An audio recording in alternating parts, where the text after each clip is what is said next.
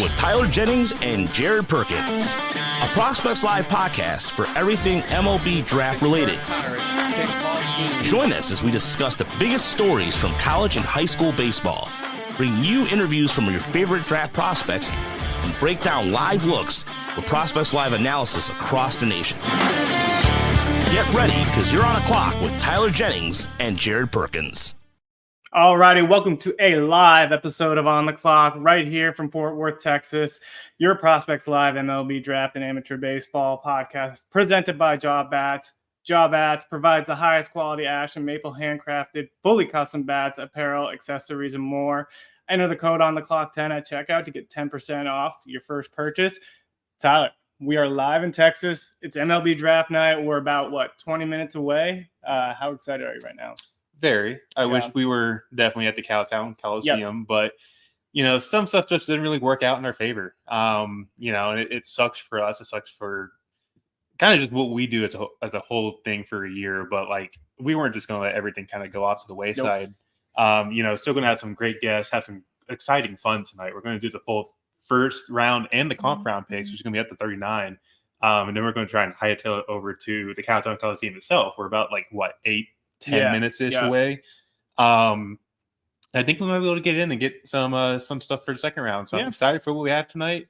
We're about 18 minutes away from showtime here? Yep, about 18 minutes away. It's going to be a long night. We got the first, we got the comps, we got the second. I got a lot of cold brew. Yes, he does. We're going to have some guests coming in to join us just because we want to bring in some different expertise, some outside expertise. They're going to bring in some different opinions.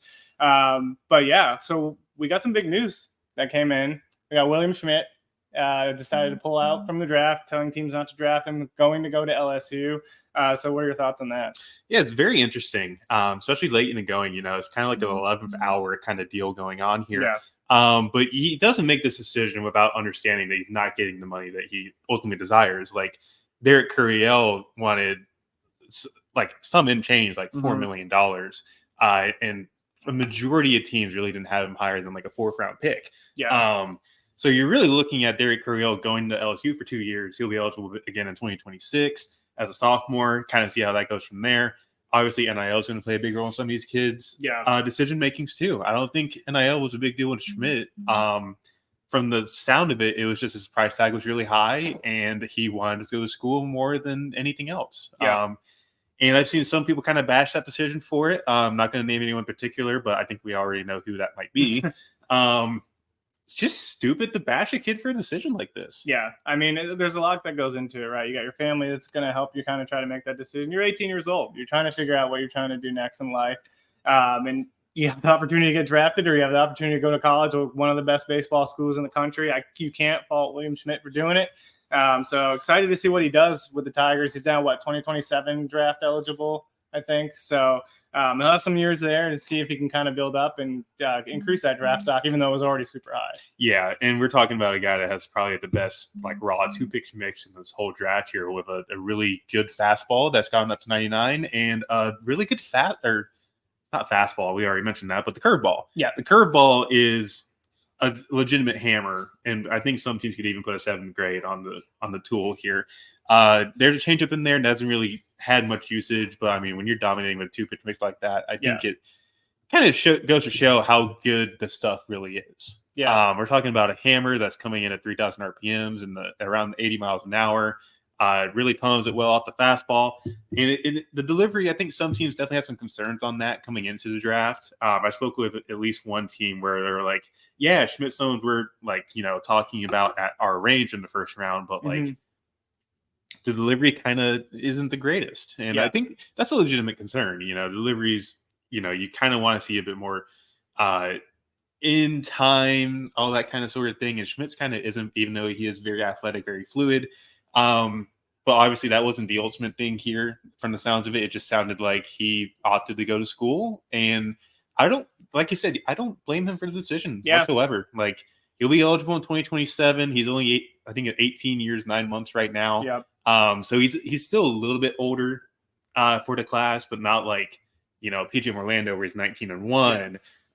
Derek Curiel, who was going to be over 19 if he stayed in the draft. So It'll be interesting to see how tonight goes. I think with Schmidt, obviously, we kind of moved everything around on the mock draft. We had him at Cleveland at 36, so we thought, for the longest time, that's a kind of name that would go there. Now it's PJ Morlando going to that pick, and in place of Morlando at the Nationals at 39, which is another thing we want to talk about, is now it's Tyson Lewis. Maybe the Nationals kind of drag him down the board a little bit, kind of pay him a little extra. Yeah.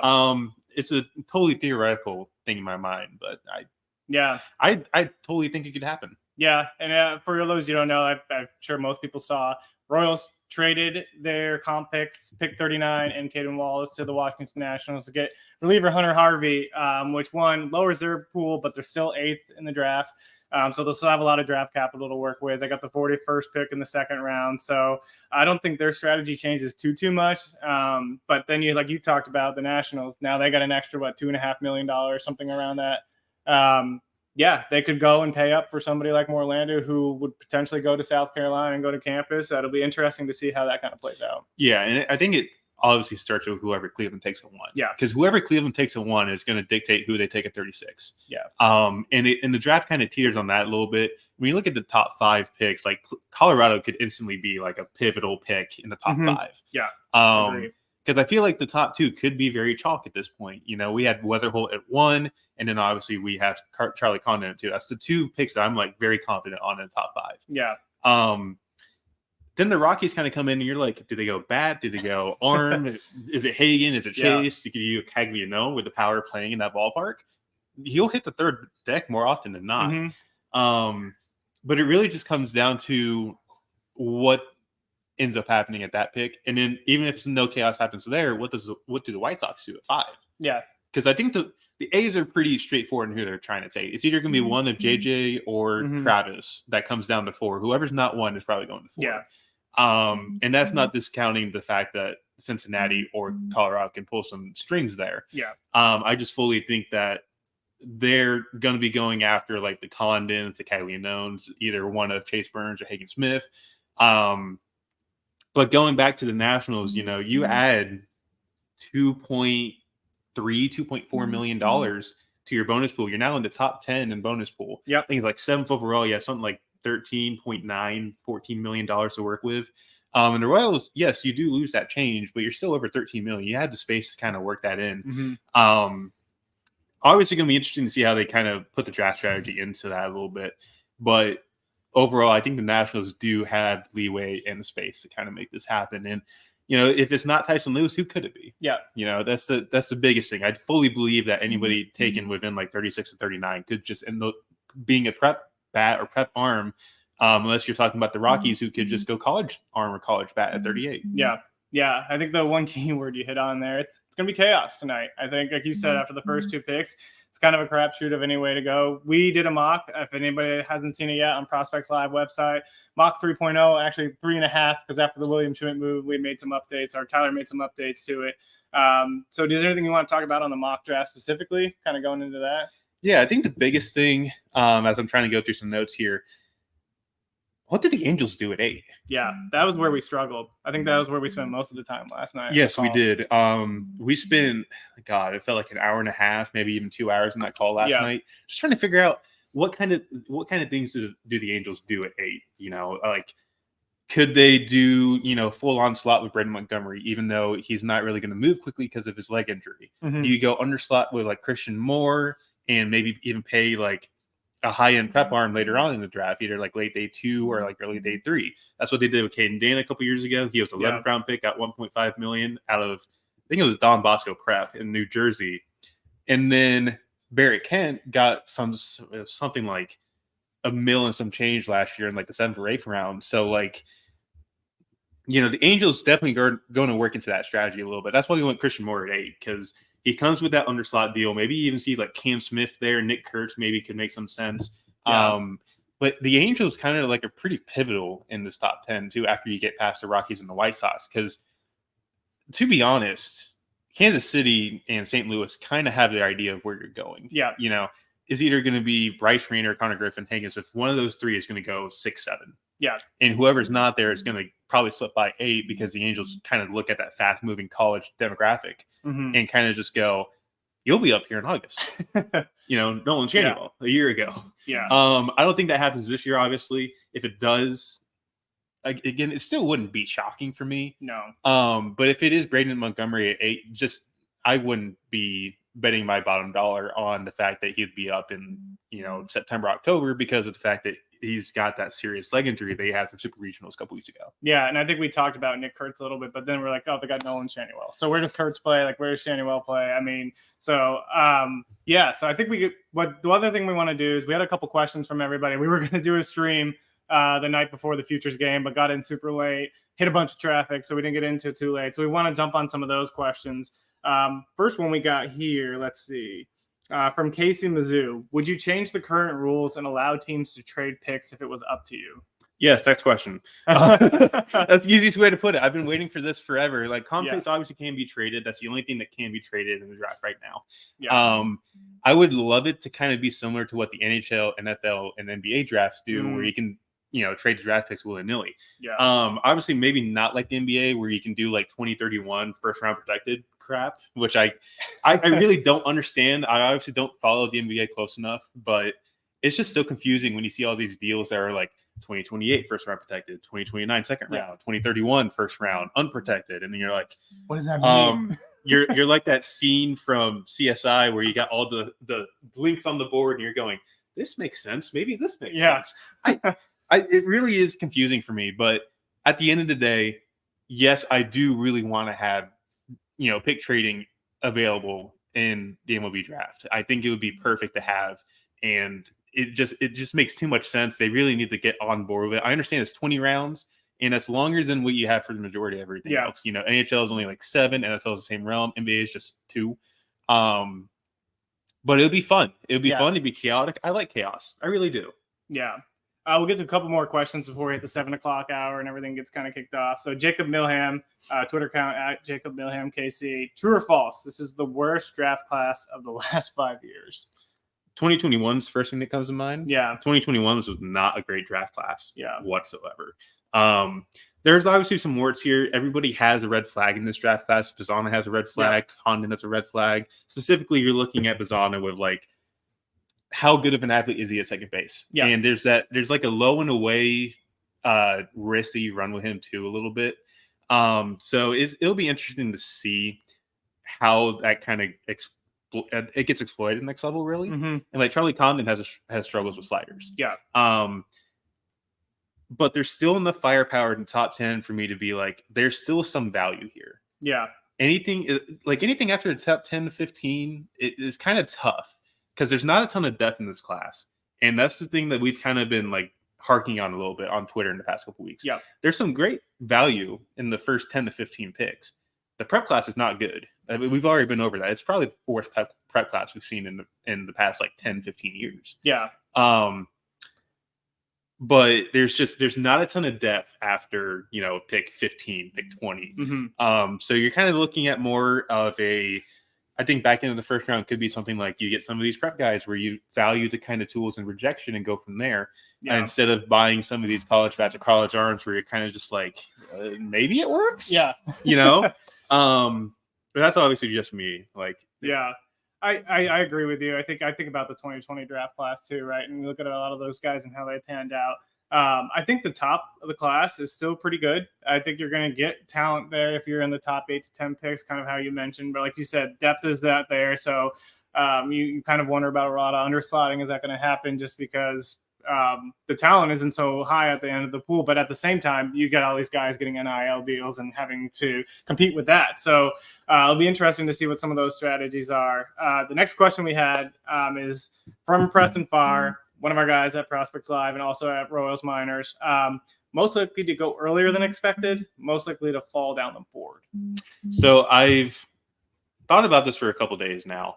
Some of the prep arms could really just jump off the board pretty quickly. Yeah. Desan Hill from Grapevine over here in the Dallas-Fort Worth area is a guy that really sticks to my mind. As a guy is like really projectable, up to 96 already, has a projectable breaking ball. Really could see him just pop up the board a lot quicker than we think he will. Luke Dickerson, I understand he's had some helium in the back end of the first round, but there's been a lot of jump up in that as well. We had him at like 70 or 80 before this past update, and now he's in like the 40s, and we even think he might even go higher than that. It might be a comp round pick. Yeah. His name was leaked to a couple teams in that range when we did the mock this morning. So I'm really interested to see how that really pans out. But I think Desan Hill is probably one of those guys that gets on the board a lot quicker than we think. Yeah. Someone that falls, maybe Ben Hess. I've heard some iffy injury reports on that. Yeah. Medicals aren't great. And like medicals kind of do take its toll on some players. You know, if a team values or like looks at that kind of medical report and thinks, oh, that could be a real concern for us down the line, there's a good chance he's falling down the board. If he gets past a certain point, that free fall could just continue forever. Yeah. Ben Hess kind of feels like that person to me because it sounds like the back's not in good shape, unfortunately. And I love Ben Hess. Ben Hess is one of my favorite players in this draft class. It sucks he had a bad year in the SEC a little bit because the stuff last year, if he didn't get injured, was pretty impressive. Yeah. And like we even had his name included in some of the comp round picks today with the mock draft. But I feel like if it's not the comp round, he might fall a little bit. Yeah. Which kind of sucks. Like I said, I love the kid. And I don't wish negative things on any of these kids whatsoever. No one does. I mean, you want everybody to have the most success, right? This is like the most exciting day for a lot of these kids. Having this opportunity to really get drafted and start their professional career. So no one's ever wishing ill on these guys. We're just like looking at kind of who the biggest followers are, might be just kind of certain variables, but that doesn't mean we think a kid's bad or he's not going to be able to recover from said injury and those kind of things. So as we approach the hour, I think it may be time to bring in our first guest. We'll add him to the stage here. What's going on, guys? Good. Yeah, we're doing well. It's good to see you. Thanks for joining us. Just so people know who you are, give a little bit of background on yourself, why you're joining us here today, kind of talk a little bit of draft. Yeah, so it was the first round pick of the Cincinnati Reds in 2007. Played 8 years in the major leagues. Right now I coach college baseball. I coach for University of Pittsburgh. So we play in the ACC. So I've seen, some of the guys that have been mentioned here that'll go today and know some of the other prep guys from recruiting and this and that. So yeah, I have a little bit of information here and we'll see. I love the draft. This has always been fun for me. Whenever I was hurt with the Reds, I was lucky enough to get invited up to the draft room. And I went up one day, the scouting director at the time, Chris Buckley, invited me up and I said, hey, what time are we coming back tomorrow? So it's always been a fun thing for me and very enjoyable, this process of evaluating the young talent. And, it's always been enjoyable. So thank you guys for having me today. Yeah, we appreciate having you on because your perspective is so much different, right? You've seen a lot of these guys play in the ACC. You talked about having some of that draft room experience. Talk about that experience, right, in the draft room. Like, what is it like? A lot of fans don't necessarily know what goes on in those war rooms, but what was that like for you and kind of seeing it's a little bit different than a fantasy football draft, a little bit different there.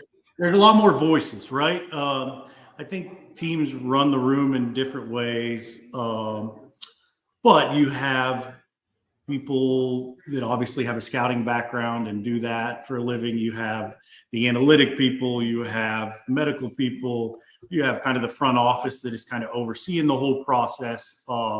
There's a lot of different opinions.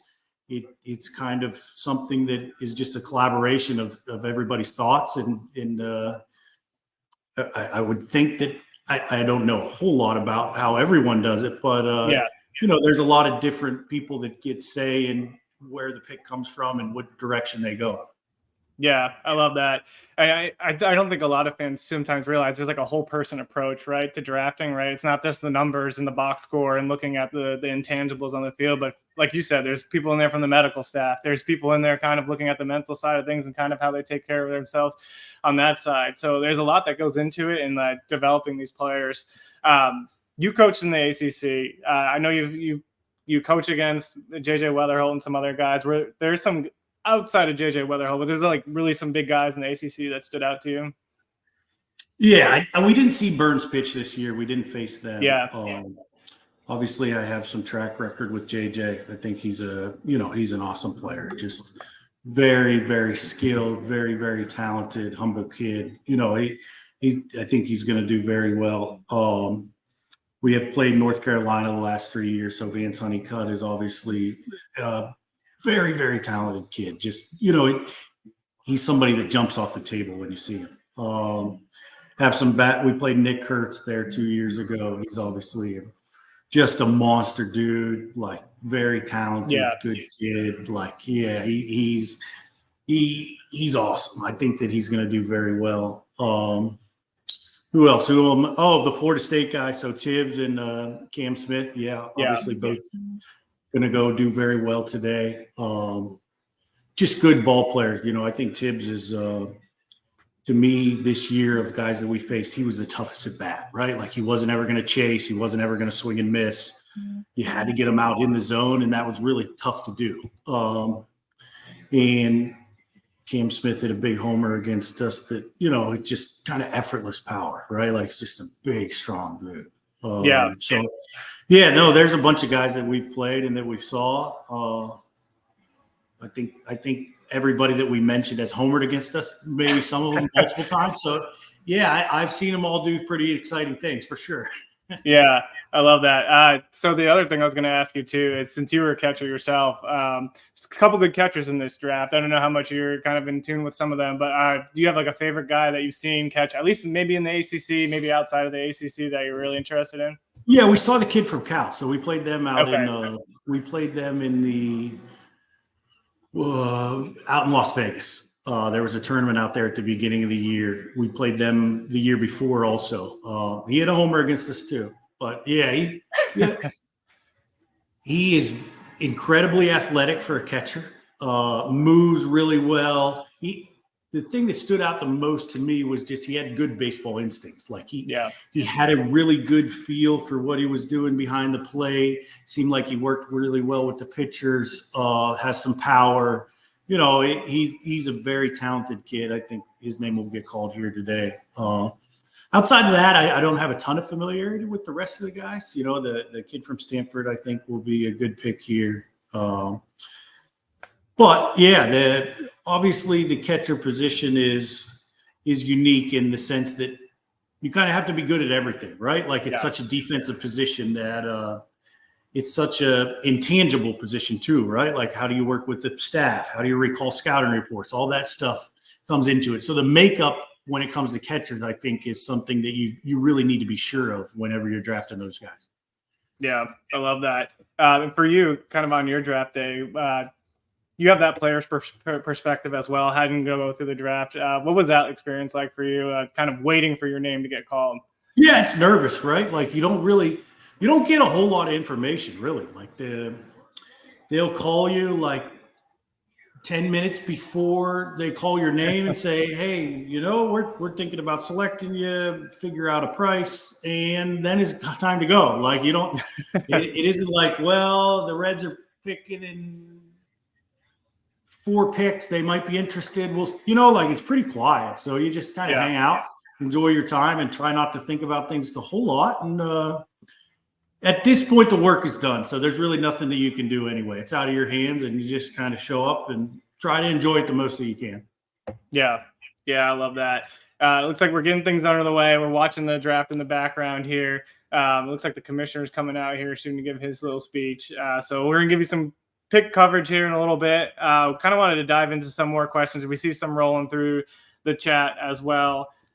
So one of the other questions that we had, I think most of these are Royals related. So, oh boy, let's see what we got here. If one of the upper echelon players, Cags, Weather, Holt, Condon, falls to 6, would you expect the Royals to take best available or stay the strict path of Smith, Rayner? I'll take a shot at this one since I do a lot of the Royals coverage. I think I already know your answer too. That's the sad part. You think I'm going to say they're going to take Weatherholt or Condon? Or that's what I'm thinking. Is like at that point you might as well just go ahead and take whoever's best available instead of sticking to your line, because everything's so fluid. Everything's going to change so quickly. Yeah. I wouldn't be shocked if we have our first overall pick wrong on mock here in the next 5 minutes. But yeah, that's just where my thought is. I bet you yours is probably the same. Yeah, I mean, I don't see Weatherholt or Condon falling to the Royals, but if Weatherholt fell, I mean, you're going to take Bryce Rayner or JJ Weatherholt. I mean, I imagine the Royals would go the Weatherholt route. Yeah. I did see a couple questions on there from some of the fans. I think one of them was Cody specifically, who has part of a few questions he wants to ask, and I think they're all very interesting to really ask too. So Devin, this is for you. Based on your experiences in the draft rooms and everything like that, is there a certain what's in place to have more success for certain draft profiles? Essentially, is what Cody's asking. Well, I think from a college perspective, right? Like that's where I'm at now as a college coach. These kids have a lot of structure in their lives, right? They go to study hall, they're working in class, they go to practice, they know what they have to do. It kind of sets you up for pro ball in a better fashion than a high school kid kind of coming from not a whole lot of background. And some of that has changed with the way the guys train now, but there's a lot more structure in that way. And so I think that that is good. But to me, a lot of this comes down to the organizations, right? Mm-hmm. There's organizations that develop certain aspects of players' games better. And a lot of that is on the pitching side. Position player wise, I think that some people are developing things better. I think it's pairing the things together. This is what we believe we're good at drafting, or this is what we believe we're good at developing. So we're going to draft that with the idea that they can help them in that regard. Or maybe they draft the guy that has a weakness and they feel like they can improve it. But I think it's just mirroring those two together, right? Player development and the draft, where knowing your strengths and weaknesses and going from there. Yeah, I love that. Cody also had another question for you too. You can dive into this however much you want, but he said that did you have a contract pre-draft with scouts, and did they ever ask you kind of with signability throughout the discussion? It was talked about for sure, and that's talked about for every one of these guys. Everybody wants to have an idea of where you sign. For me, myself, I didn't want to put a number out there and then be held to that. I just said I want to be paid where my talent is dictated based on the pick. I knew that I was going to be a first rounder. So I was pretty content with that. I think that's how a lot of people play it, is they don't want to put a firm number out there. But almost all of these picks are negotiated right now, right? They have an idea of what they're going to sign for and what it's going to cost to get the player. Yeah. That's awesome. So we officially got the Guardians on the clock. Devin, what's your prediction here? What do you think the Guardians are going to do? Yeah, I think it's going to be the kid from Oregon State. It certainly seems like the type of player that Cleveland targets, right? A contact oriented, really good swing decision type of guy. Left-handed power that plays well to right field, right? So it all makes sense to me. Yeah, Tyler, what do you got? I'm still kind of looking at this as our mock is going to blow up immediately in our faces. I think overall it's either one of Bizana or Weatherholt. Yeah. And it depends on how much money you're saving at one compared to you have two other picks tonight in the top 50 at 36 and 48. Mm-hmm. We talked about this before with the draft strategy coming into mind, and you're going to save a lot more money at number one overall than you are, say, trying to go from round 6, 7, 8, 9, 10 and trying to get senior signings and try and save some money that way. And no matter which way, you're still getting really good value at the top in this draft class. You know, it is a tough year to be a number one overall pick when the middle infielder is your best bet to kind of really be that first overall pick. But overall, I don't think you can really go wrong with either of these picks. I also do say a Monty Taylor in there, but with Gritzberg. You gotta love the Gritzberg moniker that he's been spilling around this entire spring. Shout out to Monty too for being an absolute lad this year. He's been absolutely amazing to be with in person. Had many a times singing Logan Bravo's walk-up song a few times this year. So shout out to Monty and the College Baseball Central crew for what they do and everything like that. Gritzberg is something that's really stuck with me a little bit. Yeah, honestly. Speaking of Gritzberg, Ryan Andrade is a guy that's got some healing into him.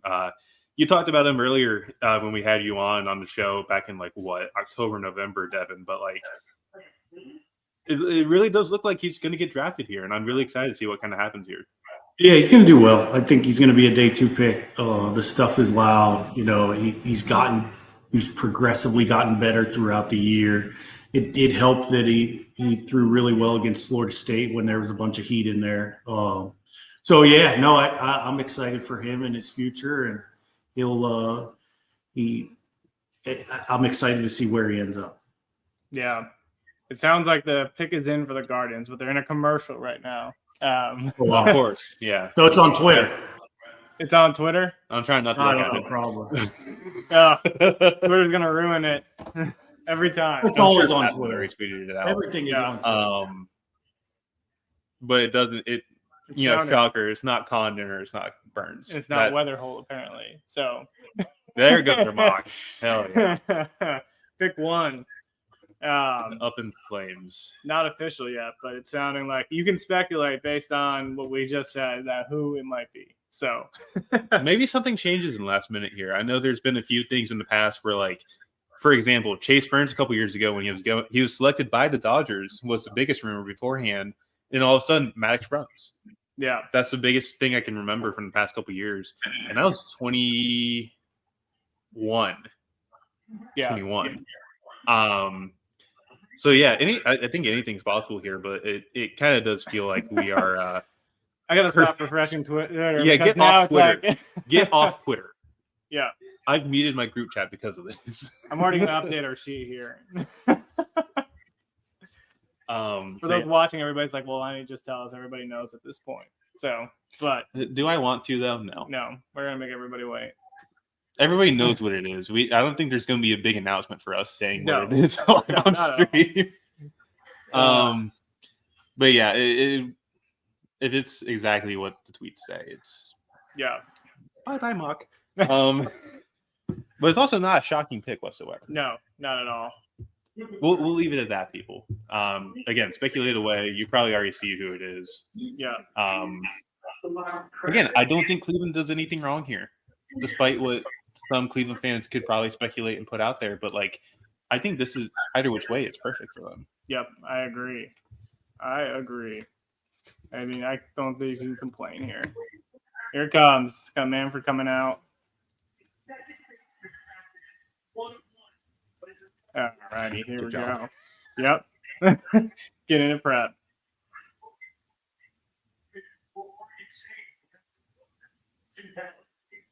And it's Travis Bazan, Oregon State, second baseman going first. Video here too. If Tyler caught him out at what was the tournament in Texas? It was just a college baseball showdown. Yeah, just kind of like chilling here and having some fun. Don't watch these Higgins Smith Bazana at bats though. Yeah, people have said this before, but like Bazana getting abused by Higgins Smith here. You're a left-handed hitter goes against some of the best toneling stuff at the time. Yeah. What are you supposed to do? Yeah, he struck out 17 in 6 innings. Like, you can't really fault the kid for it. Then he didn't have an issue at all the rest of the weekend. No. Almost every single ball in play was over 100 miles an hour. Had a max EV of 112. Hit an absolute hank. Yeah. Before the sound and the song ever went down, it was pretty special watching. And we're getting hit. He's in Corvallis too. He did not go to the draft. I think that's the first Aussie he's taken first overall. Yeah, I don't think there has been one. I don't think so either.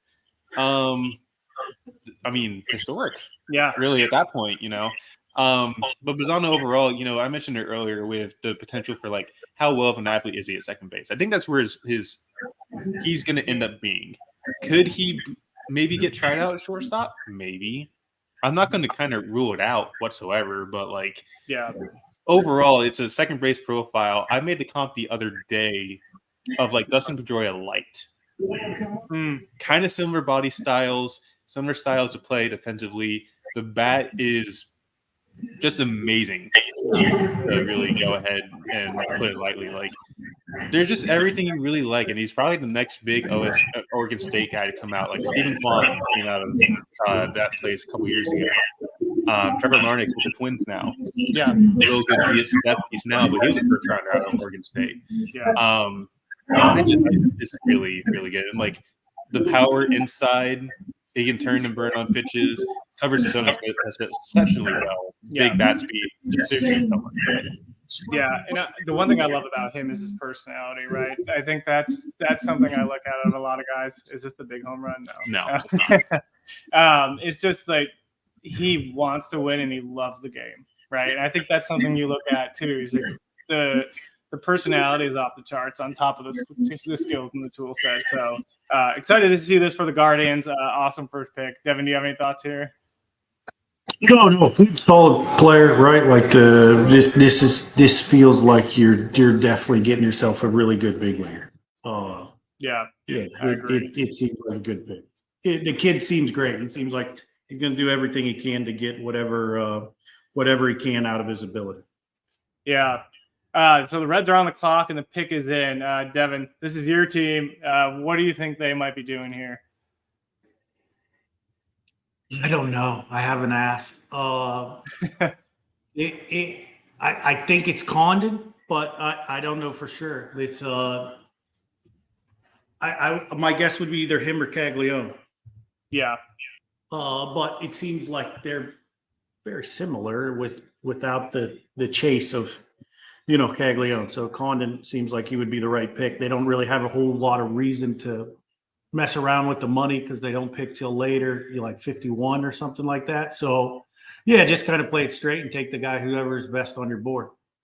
Yeah, I think it's a good move, and I think the position flexibility of being a corner, outfielder, third baseman, I think they like that as well. Especially since it's better than being the first base prospect that we thought he was going to be coming into the year. Yeah. The athleticism really ticked up this year. I don't want to say he necessarily puts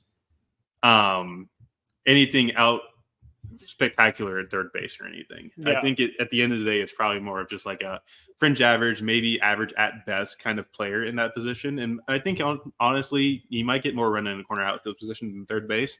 But, I think at that point, you're just happy to have the bat in lineup. That's if you guys saw what he did this year, freaking broke the BB Corker record in the second or third week of May.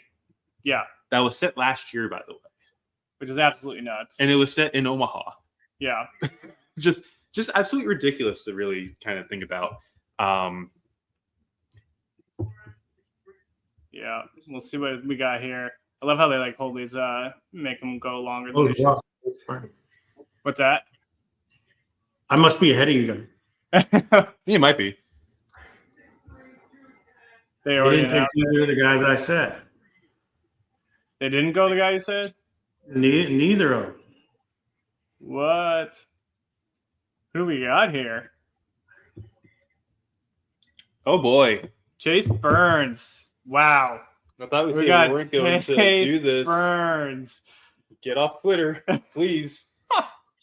Well, I uploaded the wrong video there. Wow, you talked a little bit about it. You guys didn't get to face Chase Burns, but I know he was in the ACC.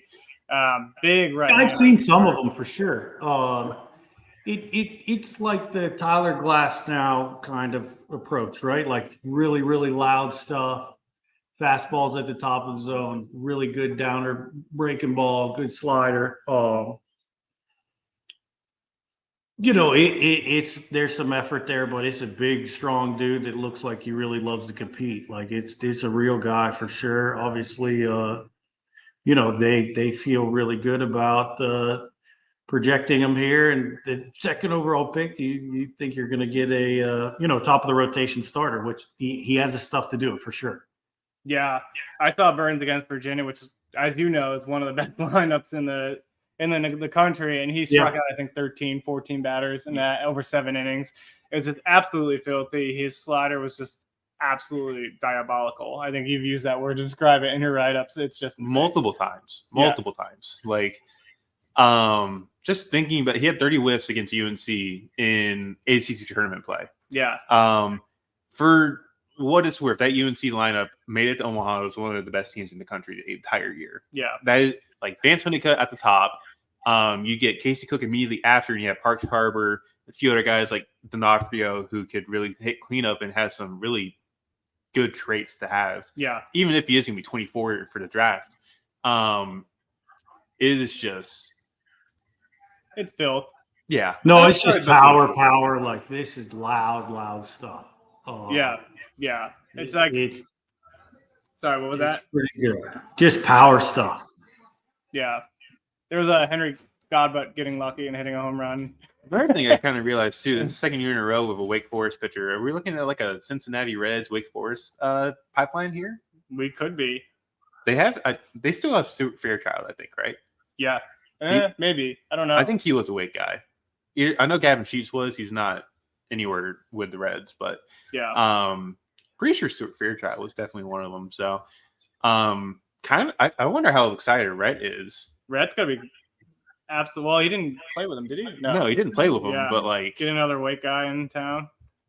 I think that's pretty solid. So, the hell do the Rockies do at 3? I think that's already been announced. The pick is in. I think we can kind of figure out who this one is. I'm still not looking at my phone. Get off Twitter. I know. Stop doing this.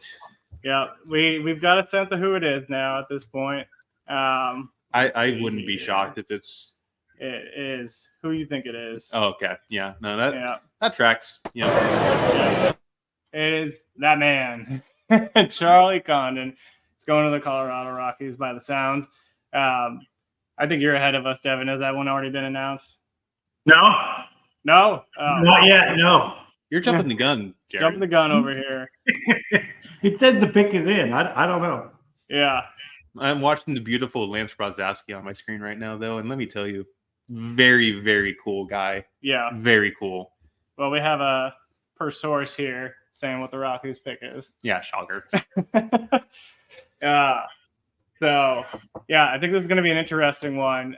If it is Charlie Condon, then that power is going to play in Colorado. Yeah, and we noted this as being like the potential floor for Condon too. I don't think there was ever a thought that he would get outside the top 3 picks. The thing with Condon that we mentioned it earlier, just the sliders and spin kind of do give him some fits, but you talk about that power, 70 raw. You may even have somebody that puts an 8 on it, in my opinion. But the feel of the hit and the defensive versatility now, it's gone from like a guy that could be like a mid first round bat if everything goes well to now he just put together probably the best college baseball season in recent memory. Yep. Yeah. So it's the video that we had shown you earlier is the record breaking home run. Yes, for the yes, BB4 bat. So hopefully we didn't jump the gun too much here. But I have a feeling that's what it's going to be based on all the sources that are coming in. So it's being announced now on my team. Okay. You got that 10-second advantage on us. I don't know. Him in court should be pretty interesting. Yeah. I love that play. I mean, I think it's going to be interesting. That concourse in left field is going to get abused. Yeah. I'm talking like CJ Crone abused. Yeah. And Manfred's in here for the selection. This is interesting because what do the outfielder? Oh, they listed him as an outfielder. Interesting. Now that's not shocking to me. No, I think he's a left fielder. Yeah, right. Yeah. Like I think that's where he ultimately ends up in the big leagues. It's a big dude. Yeah. He's awesome. like 6'6", 215, 220. Yeah. Like very lean.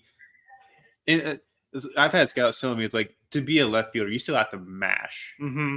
That is exactly what Condon does, like to a T. So yeah. Not at all. Yeah, I mean the bat is so polished, also, right? Like, for him to be a big league third baseman, it's just gonna take away time. Just get him there and let him go hit, and I think that's the right play. Yeah, I guess my question is now: Oakland goes, what the hell? Do they go? What do you think they would?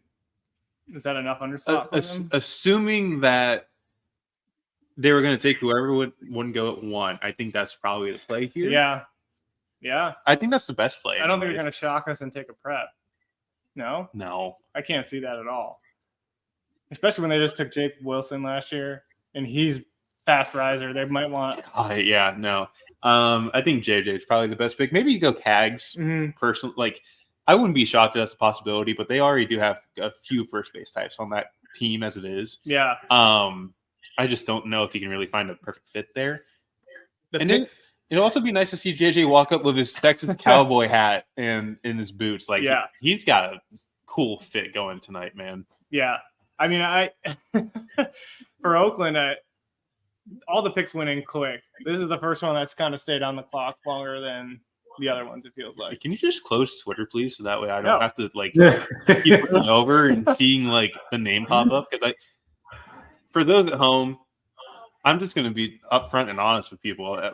We're not obviously the greatest connected in the industry. Yeah. It's not my job to go out and try and break these picks. It's not Jared's job either.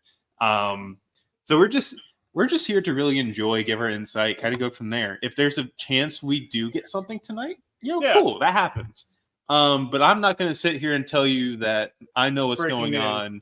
Yeah, like that's not my thing. It's not my approach to this kind of thing. And personally, like, I'd rather be wrong. Yeah. I'd rather be wrong. That's the thing with scouting. Like, you have to adjust yourself to being wrong 99% of the time. Yeah. And like, even with our stuff, like the 2025 top 30 college outfielders could be widely different than what it is that we had from a couple weeks ago. And I'm like, you put that board out knowing that you're probably going to be wrong, and you have to accept it.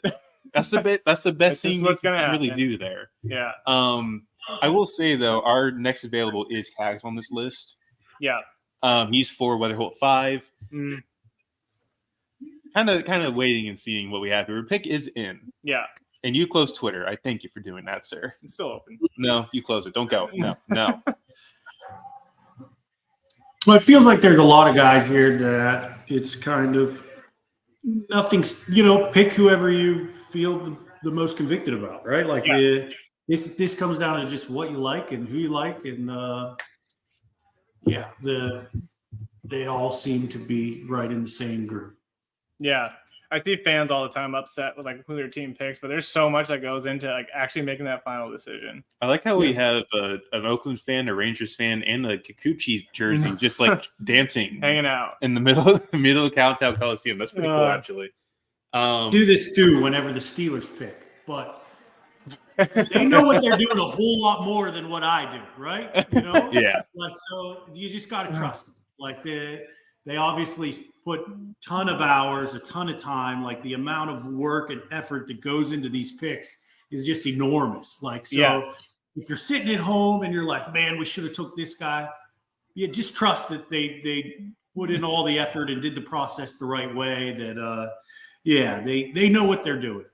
There's a lot of unknowns, no matter how much work you put into it, too, right? Yeah, like, guys all develop differently. So we got Travis Bazzana, Chase Burns, Charlie Condon off the board. As Tyler said, we got Jack Cags as number 4, JJ Weatherholt as number 5, Hagen Smith as number 6. So they got Rob Manfred coming out here, about to find out who the Oakland A's took.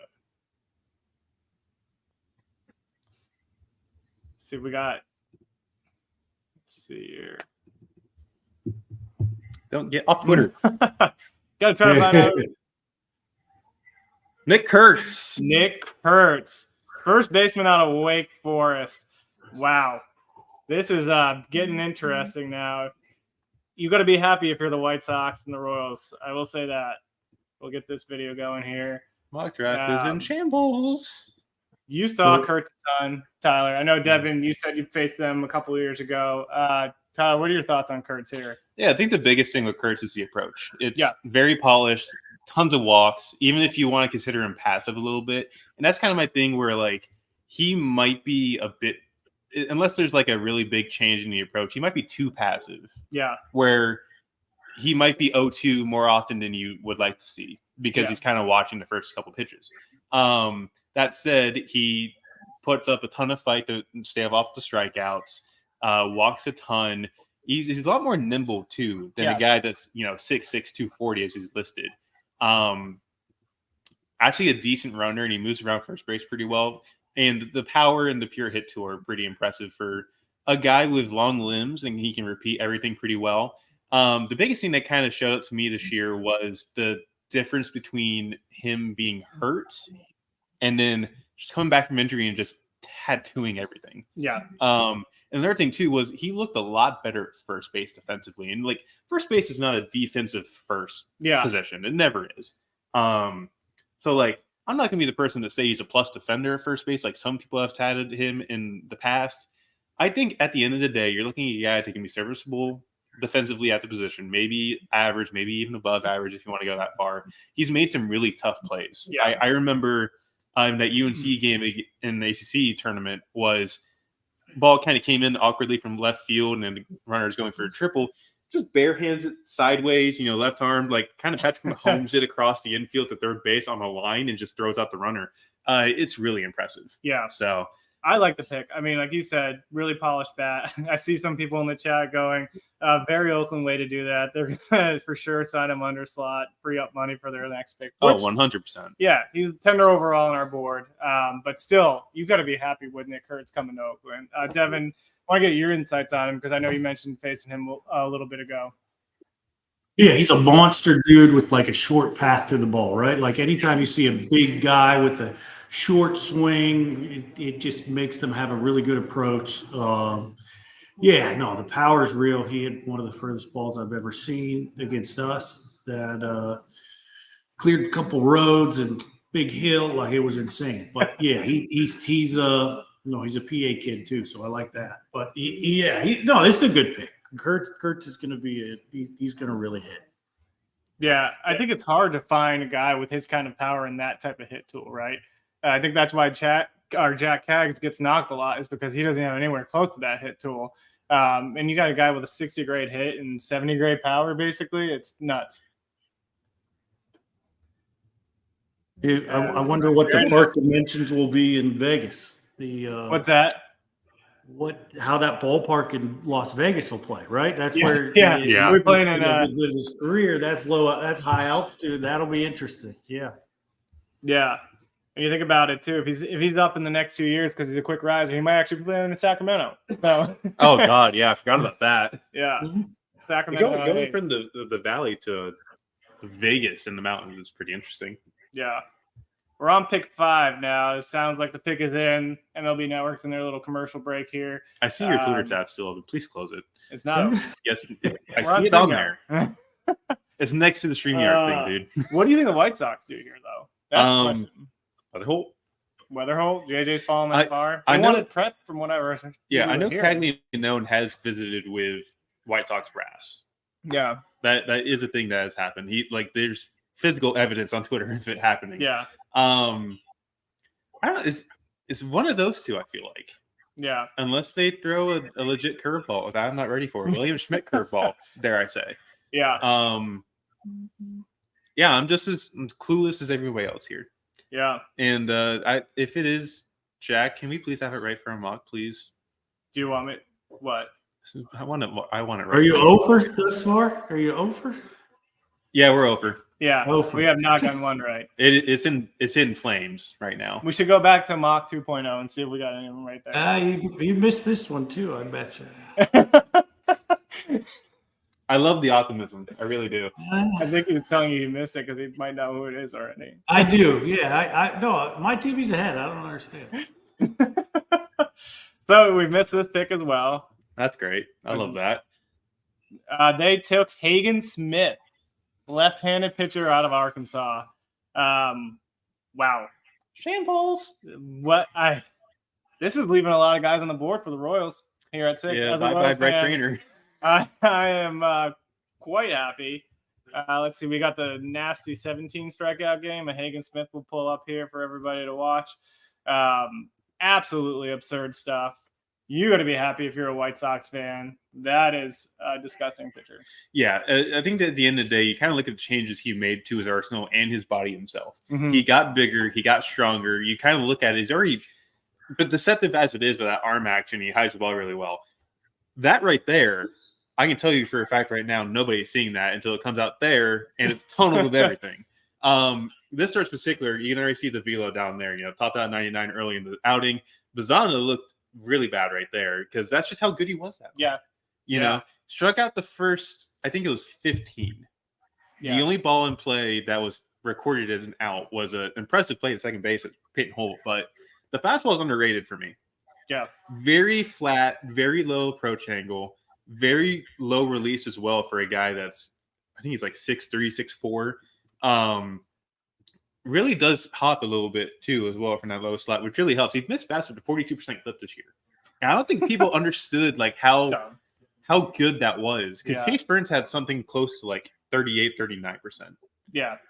So in terms of pure whiffs, it performed better than what Chase Burns had, who went number 2. With Hagen, that slider is just really deceptive, really gets on the guys quickly and just darts away from your bat at the last second. You have no idea what to do with it if it's tunneled.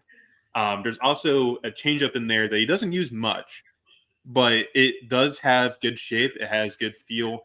If he can throw it more, I think he'll stave off more of the reliever stuff. But the delivery got a lot better this year. Yeah. The delivery really did. There's not as much recoil. He's more in control of his body. There's more strikes in there. Like this outing alone, he had, I think it was 59 strikes and 78 pitches. That's nuts. In 6 innings, by the way, mind you. Striking out 17 in 6 innings is incredible. Backflowing the slider like you did just there. I don't have enough words to really describe how good that outing was. Yeah.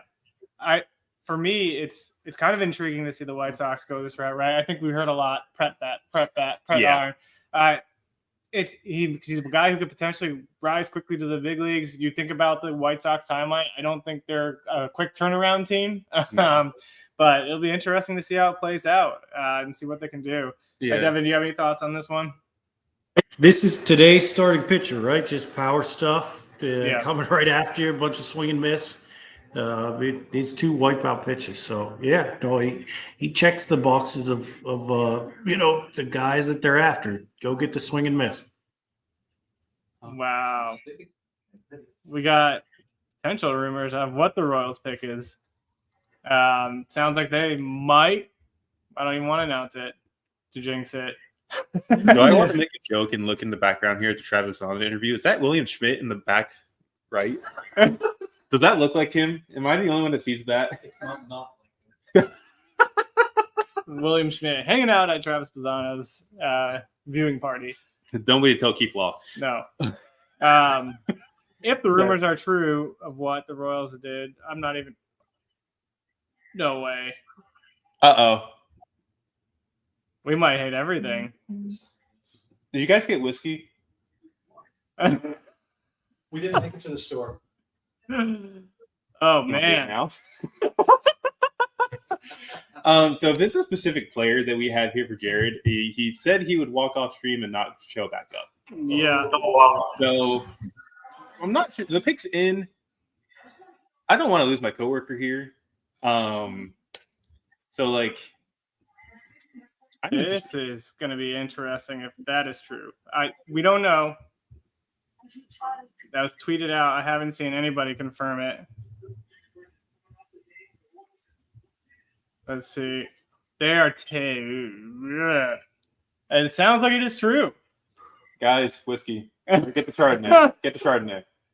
Wow. You can handle this one yourself then. Yeah. Oh, no. I'm. You get the full bottle. Two-way player. They took him as a two-way player. Oh, what a time. I know the viewers here are probably going to have no idea what's going on. We'll explain it here in a couple seconds when everything's announced. So Jeff Passan is saying that they're selecting Jack Caglianone with the 6th pick in the MLB draft. He will be announced as a two-way player, but it's expectations he's going to hit only. That's smart. Oh, gotcha. Yeah. So Royals take Caglianone. Kind of shocked that was the route they were going to go. There was a lot of smoke around Hagen Smith. Maybe they were all in on Hagen Smith. There was talks about Bryce Rayner or a prep guy like Connor Griffin. Jack Haggs is a first base, basically only type prospect. They got Vinny Pasquantino at first. I don't know if they feel like that makes him a tradable piece that they can get something in the future with. But interesting to see the Royals go this route. Tyler, do you have thoughts before I dive into more? So you mentioned Pasquantino as being like a first base type. Yeah. And this is what Haggs is. He's basically a first baseman and has been for a few years at Florida. Yeah. But I've heard some rumors that teams do kind of like him in the outfield a little bit, and we might actually see that happen here with Cags. I wouldn't be shocked at all. Going hitter only is probably the best way to do this. He didn't really develop as an arm like we thought he was going to this year after a loud spring, or like allowed early starts in the spring and a loud fall too, is what I meant to say. The bat really turned a corner this year. The bat-to-ball got exceptionally better. He started walking more, kept the strikeouts at bay. Still chases a bit too much for my liking, but the power is ridiculous. There is an incredible stat I found earlier today, too. He had 35 home runs at Florida this year to 8 doubles and 0 triples. Yeah. So kind of worried about how that kind of works for him, but obviously, like, with the way the ball was in college this year, like, everything was going out. And I will say this: the one team that has been good at developing hitters, especially with some concerns on the hit tool, is the Royals. Yep. And they have a good hitting development farm system. And Cags wasn't supposed to make it to 1-6.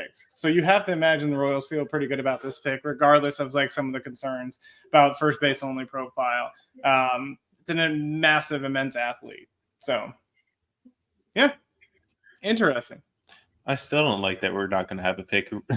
On the mock at all now. Maybe you get this one. This one, what'd you have here? Hagen. We had Hagen. Yeah.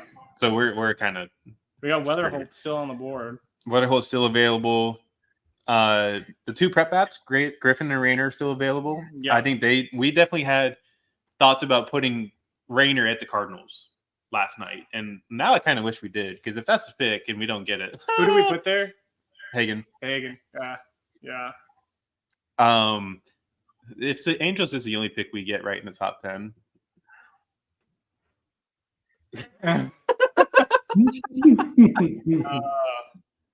Wow. This is intriguing. I did not expect any of this. So the best available we got right now: JJ Weatherholt, second base shortstop out of West Virginia; Braden Montgomery, outfielder out of Texas A&M; Connor Griffin, outfield shortstop. Outfield and shortstop. I know I have right-handed pitcher on there. Yeah. Because he has some intrigue as a pitcher, but he's definitely not going to be an arm. The pick is also in, by the way. Yep. So my thought process right now, talk about the Angels and going fast-moving college guys. Does St. Louis skip on Weatherholt here at 7, take one of the prep bats, and then get Weatherholt at 8, because that just fits the Angels perfectly? Yeah. That makes sense, yeah. Yeah, I could see that. I'm going to stay until Weatherholt gets picked. That's my guy. Okay. Cool. I like that. Watch it drop all the way to 15, and we're just like... You're here for 3 hours. Your plans have been screwed the rest of the night. Yeah. Our Cardinals, if they go Weatherholt, I wonder if the injury concerns are bigger than we thought. Like, we don't know the medicals behind anything with Weatherholt, but I know the injuries during the year, the hamstrings were concerns, but I expect him to be gone at this point. If it's a chronic issue, then I can definitely see why teams are a little worried. Yeah. Because hamstrings are nothing to mess around with whatsoever. Yeah. Like that, those are some of the more tougher. It's like one of the toughest injuries to really come back from in terms of like a muscle strain or anything like that. Like, what's the side muscle here? Not labrum. Oblique. Yeah. That's what it is. Oblique's really good for a hitter. Hamstring really does hamper your running ability pretty bad. Yeah. You like tight ends at the NFL level have struggles. Sorry. Yeah. Cardinals pick is in. They weren't concerned about the hamstring. They were not. JJ Weatherholt is a St. Louis Cardinal. And he's picked as a shortstop. And he is dressed out for Texas. He's got the West Virginia logo on the inside of his jacket, by the way. That actually goes kind of hard. Yeah, that's cool. I like that. I like that a lot. Yeah, I mean, you can't fault the performance. Like, when he was healthy, man, he was the best. Dude, even when he wasn't healthy, like he had hamstring issues on the collegiate national team last year. He was still hitting tanks out on the regular basis. Yep. Like he got center fastball from Matt Auger that he took halfway up the trees in right field at one of the backfields. And we talk about the USA complex, like that's something I know pretty well. It is extremely hard to hit a ball out at that complex, at any of the fields. Coleman Field especially is one particularly tough spot. But the backfields, man, nothing flies out. No. And to have him effortlessly go halfway up the trees like that, Yeah. really impressive. And he even did it at the DBAP too. And he was all doing this on one leg. Good for him. He's so impressive. And my thing too is like we mentioned him being drafted as a shortstop. I think that's the best. He has the best shot of any of the middle infielders on the college side at the top to stay at the 6. Yeah. He has shown good range. The arm's pretty good. He's looked a lot better since he came back from the injury. He doesn't look like a surefire second baseman anymore. He played third base his first year. He went to second base last year, and now was the key hitter at the 6 this year. Still exceptional bat, really good power that I think some people even undervalue a little bit. Yeah. I think it may be a plus hit tool with like above average power at the next level. I don't think you're, as a Cardinals fan, I think you're giddy about this. Yes, 100%. Devin, I want to get your thoughts too, just before you take off, because you faced him a ton in the ACC. No, JJ is as good a bat to ball as I've seen from any amateur player, right? Like, kid doesn't swing and miss. He's always on the barrel, hits everything hard. There's more power there than you would think based on the frame, right? Like, he's not a big, massive dude. So, but he can launch some balls. Yeah, he's a really, really good, talented player. You know, I saw him last year when he was running and it was twitchy, super athletic, running around, playing really good defense. It feels like a Cardinal in the sense that, like, he does a lot of the things well, right? Like, there's just nothing, no part of his game that is not good. Like, he just is really, really solid at everything. And yeah, he's a stud. I think that he's going to do very well. That feels like a really good fit organizationally. They've always valued bat to ball. And yeah, that's JJ. He's as good as anybody. It's a good park to hit in where he can spray the ball around. He'll do very well with that. So yeah, that feels like a really good fit for sure. Yeah, I think St. Louis is a good place too for him. Devin, we can't thank you enough for joining us. I know you're busy, taking time out of your night just to give your perspective, just because you have so many different ones that are awesome to hear from. So thank you for joining us on the stream. We'll definitely have to have you back on sometime. Yeah, appreciate it, guys. Thank you again, and we'll be back next year for sure. Yeah, Sounds absolutely. good. I'll see you in the ACC next year. I will see you. We'll make it happen. All right, let's do it. Have a good one, Devin. Thanks again. All right, see you guys. See you. Have a good night, man. All right, that was Devin Mesoraco. Awesome that he could join us, give us the player perspective, give us the coach perspective, give us the draft room perspective. Just too cool to have him in, talk about some of the picks. So, yeah, we got more guests coming. It's not over. We got more people coming in to join the stream.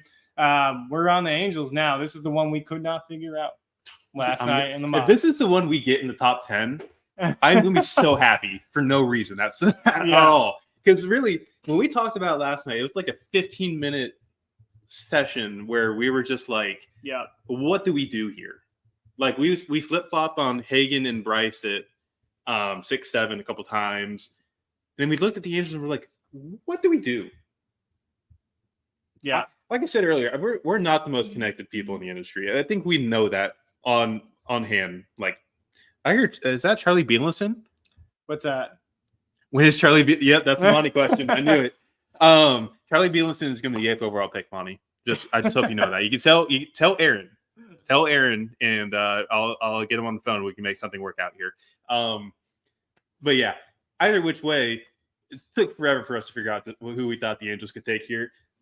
Christian Moore underslot was definitely the one we ended up going with. And yeah, I mentioned it earlier. Angels like to go save some money, go college heavy first, and then try and get like some sort of prep arm they highly value at, 6th, 7th, 8th round. Yeah. Caden Dana, example, $1.5 million in the 11th round 2 years ago. Saw him pitch yesterday. Yeah. Looked pretty good his only inning of work, honestly. Up to 95, a good slider, cutter, kind of like hybrid a little bit. And then Barrett Kent, obviously, last year. Mm-hmm. So, like, depending on what happens here, I'm pretty excited. Yeah, our guy Brian Recca says got to be Braden. I think it's Braden or Christian Moore. I think those are the two. And my question is, considering the fact that these guys absolutely love going to fast track everything, Braden being injured, we'll fast track him. Yeah. Let's just say Angels identify talent well for the draft. They struggle with development. That's a very good way of putting it. Good point by Cody. That's a very good way of putting it. Yeah. Is our TV frozen, by the way? Oh, yeah. Well, let's see here. Make sure we don't turn off the. I do see the note on Tibbs. I think I'm just going to bite it in the butt right now. Tibbs's platoon splits are not great. Yeah. And there's a reason why he dropped to 21 on the Twins for a mock today. Is because we do fully believe that could actually happen. I think platoon splits is pretty. You look at Dylan Dreiling, he had issues with lefties coming into the year, and then he started hitting 600 against lefties this year. It was something insane. With Tibbs, he doesn't hit lefties very well at all. Most of the production came from the right side of the plate this year, something like 25 home runs. It was 28 from that side. He hit like 440. Only hit like 245, 250 from the left side against lefties. Yeah. So I'm a little worried about We have that. it. We're right. We got our first pick right. MLB Draft has announced Christian Moore is going to the Angels. What the? We got one. Oh, we are my God. finally right. It only took to pick, 8? Yeah, we're on the board. That's all that matters. We are on the board. Christian Moore, Tennessee, second base shortstop. We got Drew Wheeler, who's in the background here. Big Tennessee guy. How are you feeling? Boys, can I get a GBO in the chat? There we go. Oh, man. We finally got one. And it's the one way we could not figure out. So I'm that's so even happy better. about that. If this is the only one we get tonight, I'm happy. Yeah. I just hope you guys know that. Yeah. I really hope you do. What a time. I had to consult with the Chardonnay and some coffee last night to figure out this pick. I'm glad that worked. Oh, man. Gotta love it. So we gotta talk about the Christian Moore College World Series experience. Absolutely insane. Drew Wheeler's gonna join us. He wants to join us. He's gonna join us to talk about. We got Drew Wheeler on our fantasy squad joining us on the pod. Thanks for having me. Yeah. Hope the production work has been okay thus far. Greg, you're doing a fabulous Crushing job it. over there. Yeah, second cycle in the history of Omaha. An insane power bat. You guys, I don't have to tell you. You told me, as a matter of fact, gave me the sickening statistics, the exit velos, the 90th percentile at over 110, the max at 117. Say what you want about SEMO. I'm going to go with GBO and I guess rep the halo. Yeah. Love it. I mean, You got to buy a jersey. I do have to buy a jersey. I think I'm going to have to have an Angels Christian have a Moore choice. jersey. Here's what you need to do with Smata. You guys need, because he's the Angels fan in our site. Yeah. Get matching SEMO jerseys. I'm down. To say the word. Just from a fantasy perspective, Greg, I'm curious your opinion too. But I mean, this is a guy that's peripheral top 10 in any FYPD right now. From a fantasy perspective, you're looking at a guy that's going to be an offensive boon. The average might suffer. Let's just be honest. I think that he's got a little bit of a swing and miss issue, as many power-centric guys do. But I'm very excited. I think the Angels have got an outright stud. And I would absolutely love it if the chat right now, if we could just get hashtag GBO. Like, can I fill the chat with GBO? Can we get that on the chat here, please? Only goal for Drew at this point. Yeah, I mean, I'd really appreciate it, chat, if you could help me out with hashtag GBOs up and down the screen. Very excited guy over here. Thank you very much. I am excited. I've got to go get the posts to Twitter. Thank you very much for having me. Hopefully we'll be back later on with you guys. Y'all are killing. Yeah. Do you need more wine? He doesn't have the wine. I've settled. Has Cags settled I've yet? settled with Cags. Happy about it. Think it's exciting. He's gonna hit a lot of balls into some fountains, baby. Oh yeah, it might be a new ballpark at that point. Oh, that's Well, true. dip off. But there will be fountains in the new ballpark. Or at least that's what they're hoping for. Yeah. So kind of going analysis too, more on SEMO as well. Like, please feel I free. think he's a second baseman at the next level. But there, like Patrick Bauer, who I had the pleasure of playing a 9-hole round of golf with today. First off, follow him at pbauer26. He's an amazing guy. Yeah, great stuff. like he thought whenever he saw SEMO earlier in the year, that could be like a potential. Maybe you can put him at shortstop in a pinch kind of deal. Yeah. And I think that could happen. Like you maybe start him at shortstop, move him to second base, but I think with him being drafted as a second baseman, I don't think that's happening. Yeah. But who knows? Pirates are also selecting right now. Yeah, we're having some issues with Sling, so we're somewhat getting to the picks a little bit later here. Connor Griffin. We were close on this one. Did we get this one? We had Kurtz on it. We had Kurtz. But we mentioned Griffin being in there. Yeah.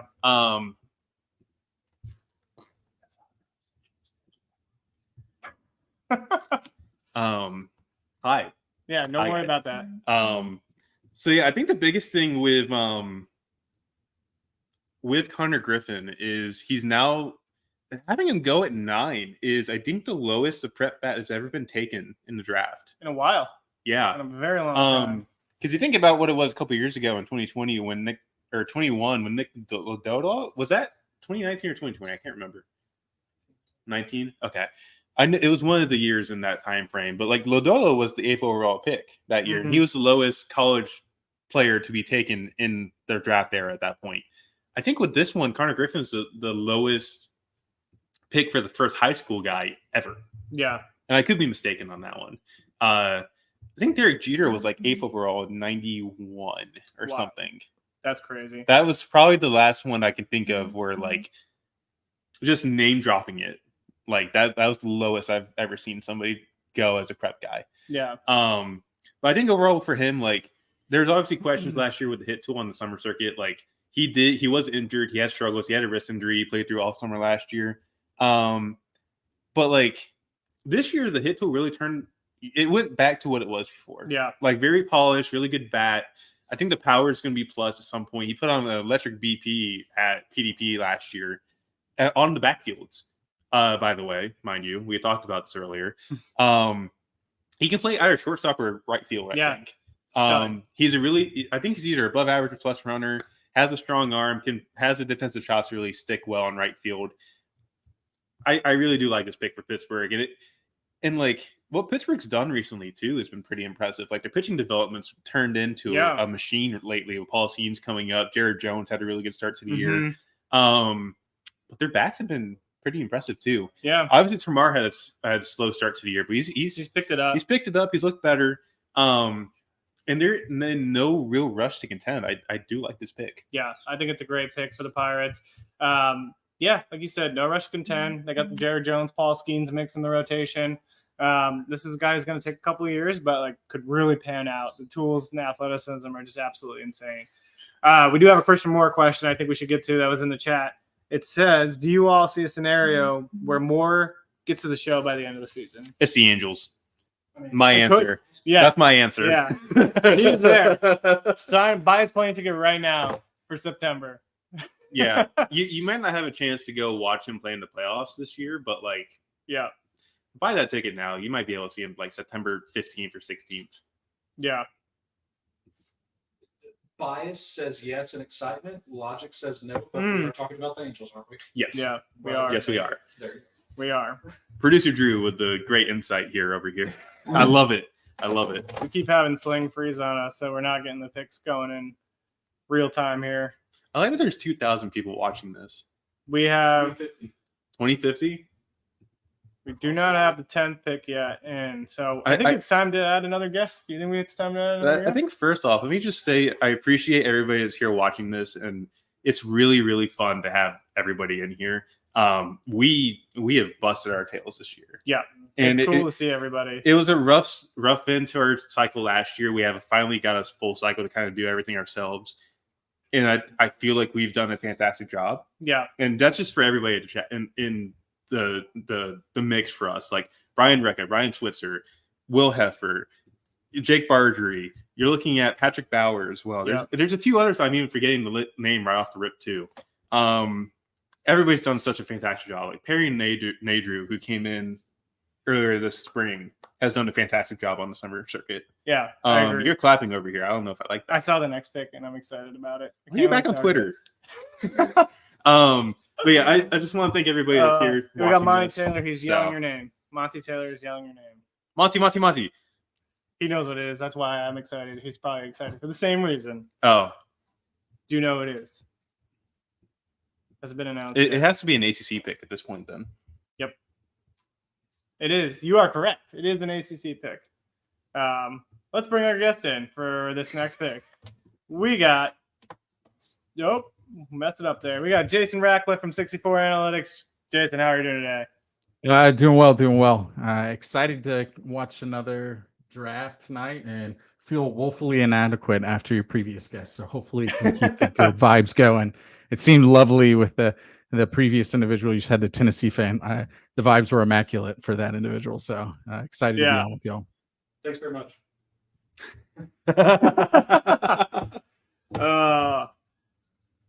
They said there he is, Portal God. That's what Rekka just said. He is Portal God. Yeah, he is. Can we rename that to you in the stream here? Portal God. That and I'm trying to balance creating all of these images for Twitter, so that it's nice that the previous pick before Seaver was a high school kid because that gave me a little bit of a break. Yeah, try to turn it up a little bit there. Jared, what's that? What? What's going on? Turn up the volume, man, so we can hear him. No. I'm talking about the pick. About us getting it wrong? No. He's being picked at 10. Yeah. Did we get it right? No, I had Seaver King at 16. Oh, well. All right. We're going to try to get the King video file up here. We've both seen Seaver King, but Tyler, you got to give us some of your thoughts on him. I was on record when talking to Evan Petzel with the Detroit Free Press the other day, saying he is probably the best athlete in this entire draft. Agreed. I think in this example, you look at it, he's getting back foot sliders. I think this is the exact at bat where you're going to see it. Really struggled in the early part of this at bat, gets a fastball, like eye level lefty batter's box, turns on it for a double at 105, 106 to that Gene Hooks field sign over there in left center. I think this is the pitch right here. Oh. Yeah. Really easy bat speed. He's aggressive.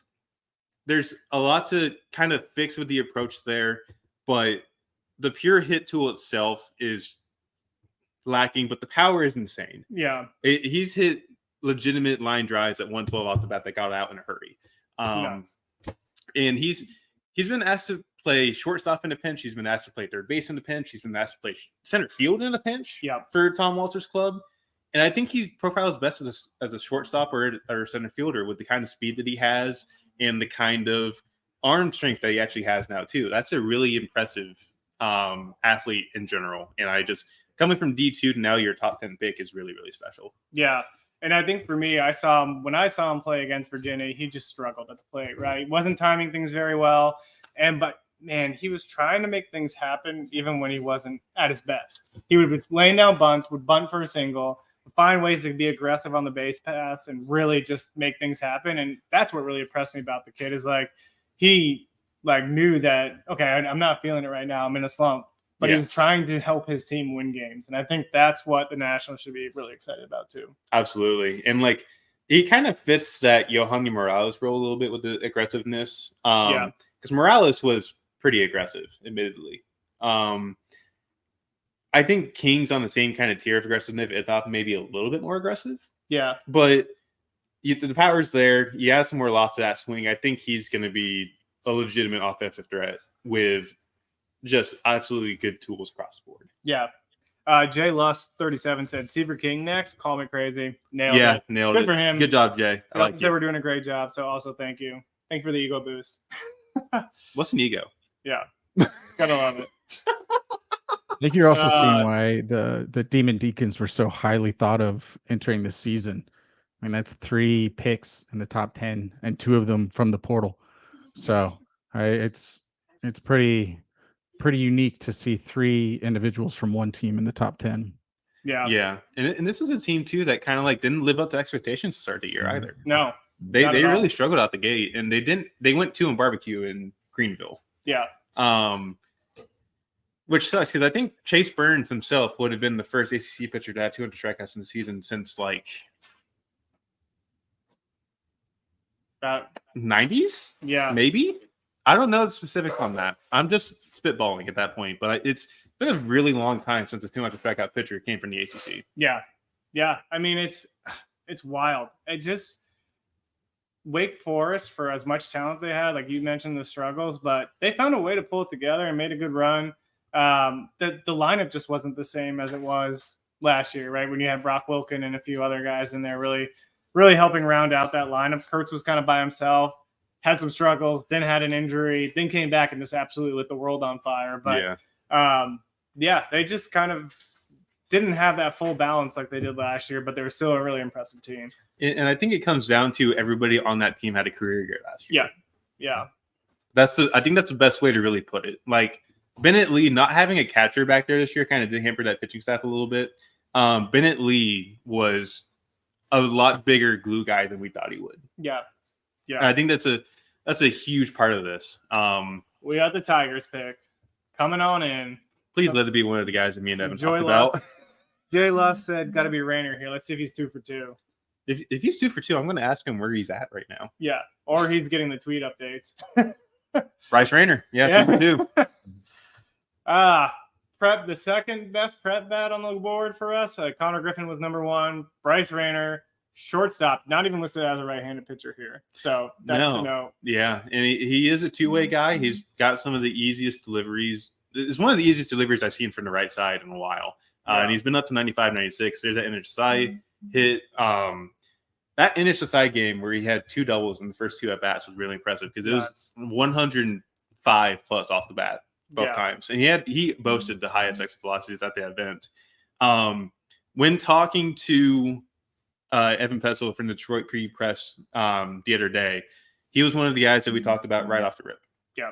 And for me, it's like looking at Rayner, the bat got better. It got faster. The hit tool turned out better because he had a really rough summer circuit last year. Yeah. Really didn't sync up well, really didn't get the bat to ball.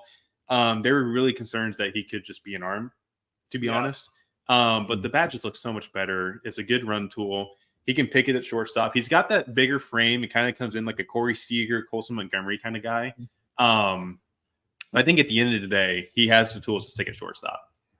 We do have Rayner videos, so let's throw it up in there. I think this is him on the mound, or is this him? No, this is him hitting. Okay. This is the only game I was able to get of him at NHSI because I will say working 4 fields at the same time, tough. Yeah. It's the easiest way to put it. Jason, I don't know how familiar you are with Bryce Rayner, but like if you have any opinions on this, feel free to go ahead. I mean, the thing that, just from a college perspective that jumps out, this is Schloss's kind of first loss of his high school group that has committed. So he's committed to Texas. So kind of an interesting backstory is this is the first individual that Schloss. I mean, obviously they weren't going to be, I say obvious, LSU was able to nab one, but the expectations was that he wasn't going to be making it to campus. But this is, again, the new Texas regime. This is their first high school individual not to make it. Yeah, and they do have a really solid class this year too. Yeah, it's quite impressive. I've seen the Red Sox pick, but I'm not going to say it. No, it is not you, Savage Drew. Okay. Okay, cool. So we're gonna go 1 for 12. Yeah. Well, we'll everybody know bets available on the board. Outfielder Braden Montgomery out of Texas A&M. Trey Savage, right-handed pitcher out of East Carolina. James Tibbs the third, outfielder out of Florida State. Cameron Smith, third baseman out of Florida State. Those are the top 5 on our board, our top 4. And then we have Cam Caminiti coming in at 5, left-handed pitcher. We should probably pick William Schmidt off that board. We forgot to take care of that really. To be fair, he did say he was going to campus at like 4:00 today. Yeah. So, and if I remember correctly, you guys were out getting Shake Shack, and I was at that in here just like chilling. I got a text from you, and it's like, "Oh, it's time to update the board." I'm like, "What?" Yeah, I did do that. Here's a little slow mo of Bryce Rayner right here, so you can see all the movements. Just explosive athlete. Looks like I said, looks a lot better than what he did last summer, and I'm kind of really glad that happened. Yeah, Red Sox pick is in, so now you know. So it's not you, Savage. So we're wrong on that for the mock. Yeah. Great, thanks for covering. Welcome. Best available on the board. That is true. Braden Montgomery. You don't think they go Caminiti, do you? No, I think he's more of a fit for the Giants more than anything. Maybe Greg's right. Well, yeah, one person is right. Who's? But did we know Tony Vitello had the Oh yeah, by the way, Jaguar gotta thing shout on out earlier? Tony B looking slick right now on the draft stream. My man is looking like 1,000 million bazillion bucks right now. That's Shout out your Tony B. boy. That's your guy. Yeah. Speaking of which, last time we were talking to you, Jason, the Tennessee recruiting class this year in the portal only had one commit. And here we are a couple days later. Keelan, Fisher, Doyle, the guy from Niagara that I'm not even going to try to pronounce his name. Radijak. Yeah. Eric Radijak. Yeah. Like, they've really cleaned up in the portal. Yep. Yeah. Rather quickly. It was funny because we said, oh, what's something that's surprising? It's like, well, Tennessee just won a championship. They're probably going to have like 8 to 10 guys drafted.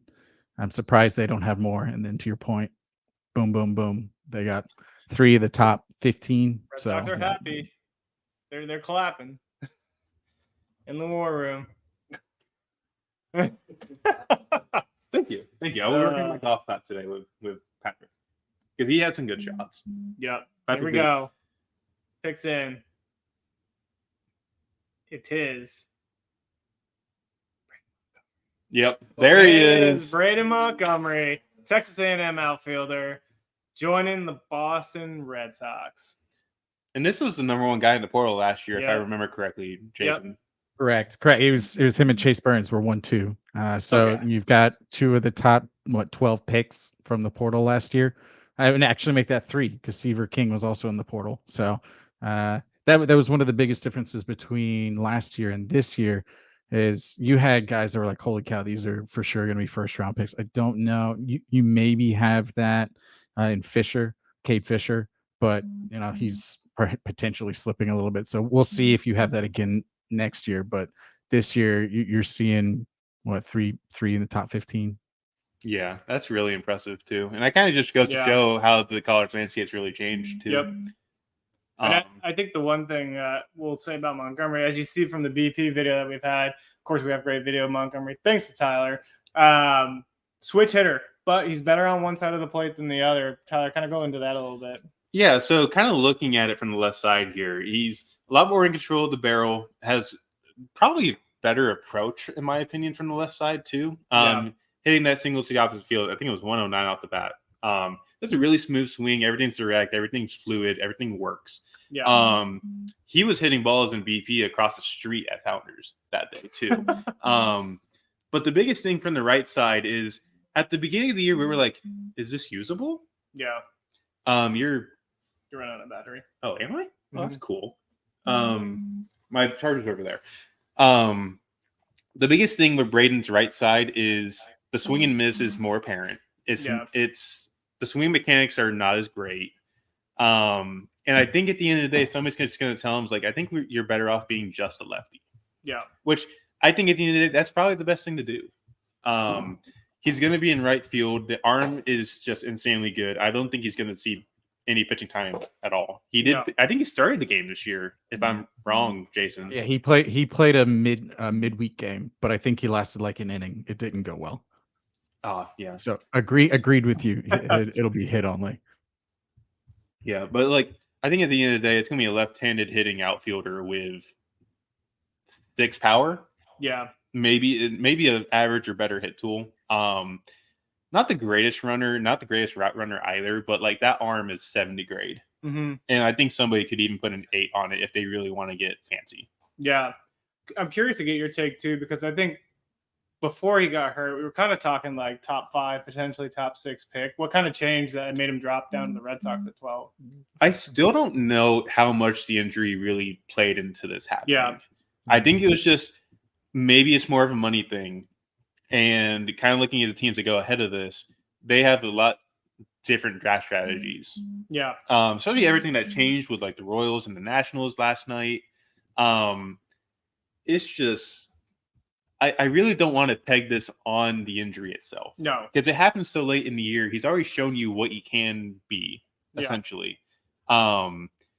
It's probably just a mix of multiple things. Maybe some medical issues. I don't know the full story. I likely will not know the full story, to be honest with you. Yeah. But yeah, I think just overall, like, Could there be a potential for it to have been an issue? Maybe. Yeah. I'm not going to rule anything out, but I don't think that's the full story here. Yeah, I agree. The talent was just too high.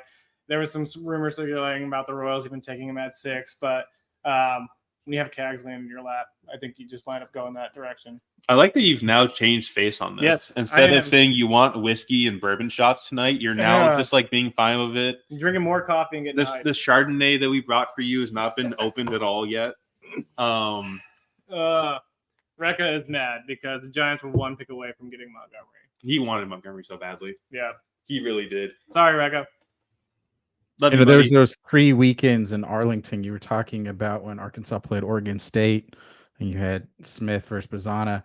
Well, Montgomery, they played another weekend, and that's just a massive field. And he was batting left, and he hit one oppo, like a laser out to left center field. And I was just like, it was kind of one of those jaw-dropping moments of seeing a guy go oppo in a massive major league field that goes, okay, this guy's got some serious pop. Yeah. Love it. I think Giants pick is in. Looks like we're about to get that coming our way as well. Cam Kennedy still on the board. He is on the board. That's been a fit. The thing with Detroit and Kennedy was more of a smokescreen. I found that out this morning. So that's why we obviously didn't go Kennedy at 11. Yep. I still think the best fit is probably this is kind of where it starts for him a little bit. If not, it's Savage. Yeah. Or if they're not an outfielder, do they go Tibbs? Maybe. We'll find out here in 5 seconds. Yep. We'll get that pick. Manfred's out there making the announcement. What do we got? Oh. James Tibbs, the third, joining the San Francisco Giants, getting the second best outfielder after the best outfielder after Montgomery? Yep. Yeah. I think the best way to describe this, we mentioned the platoon risk earlier. Not the greatest against lefties, but that swing is just so pure, and it really does work for him. This is a guy that was kind of like Condon, where he came in the year like, could this just be a first base profile? Now he's shown you that he can play right field and play it at a decent enough rate to where it's like you don't have to put him at that first base position and have to kind of just go for it. Yeah. The power and hit tool is immaculate. He's a data darling. Everybody loves him this year. He was a big riser halfway through the year. I think this is a good value. I think it's really good value at this point in the draft. So, Jason, you got any thoughts on it? I mean, really, the thing that's standing out to me is we're at pick 13 now, and it's been 11 bats pretty much from college. We got 2 pitchers, but it's just showing you like kind of, it seems like where the draft is kind of trending. I don't know if it's just this specific one, but it seems as though that they're looking for value, and they're looking for value right away. And it seems like this is a guy who can bring that. You're talking about, versus lefty. I think it was in the regional or super regional. He just hit an absolute tank lefty. So, I mean, he's got some just absolute pop. So interested to see how he does in the Giants. Wasn't it like a 3 home run game against? Yeah, he went crazy. Yeah, it may have been UConn. I can't remember. It was something insane. But yeah, I like I said, it's a good value pick here. I think. Even if you ignore the platoon split, even if that is the case, you're probably looking at a guy that's going to hit a bunch into McCovey Cove. Yep.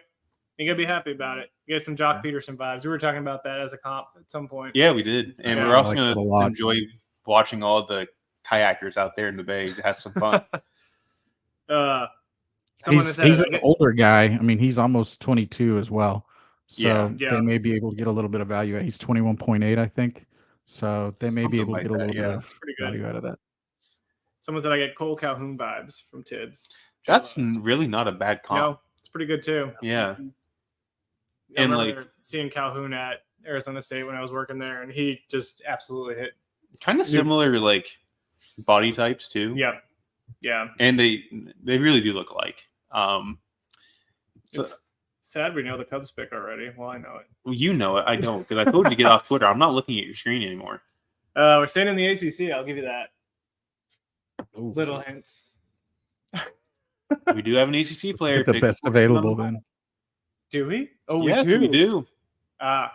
His name is currently rolling across the screen right there. Oh, we didn't have the screen roll. Whoops. That's fine. Yeah. That's fine. We didn't have the ticker. Forgot to put the draft ticker in. We had Pick that all is in. prepared. Too. Cubs pick is in. So we had Cam Smith at that last night, and we had Tibbs originally. You might be onto something. Back-to-back Florida State. This is number 2. No, probably not. Yeah, we don't need a ticker. Yeah, we're fine as it is. Like, we're having a great time right now. Oh yeah, I gotta send this link to. We might have a. Greg might join us too after the Cubs pick. Oh, Greggy boy? Yeah. Heck yeah, I like Greg. Both Gregs, the one here and the one there. So yeah, we originally had Tibbs at the pick last night, and then I just had like an epiphany because of the Chardonnay. What about Cam Smith? Chardonnay. Jason doesn't know this, but last night I had Chardonnay to go with coffee. Oh, lovely. Let me tell you, coffee as a chaser, actually really sweet. Okay. Yeah. Coffee is a chaser. Yeah. And in the evening. So, okay. I'm getting to the age where if I have coffee after about 11 p.m., I'm not sleeping for a while. So that's an aggressive chaser.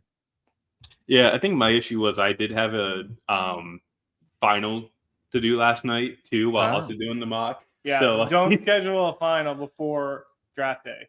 Rule of thumb. No, I think the thing is I should have done it before I hopped on the plane, and I didn't. Yeah.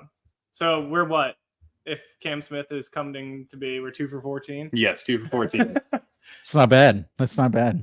I'll take it. Yeah. You bet. That's Scotty Monson on the phone.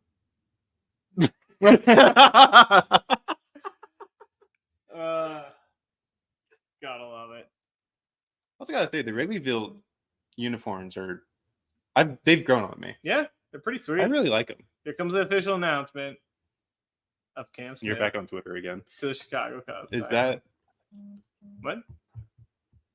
We haven't had it yet. We're not there yet.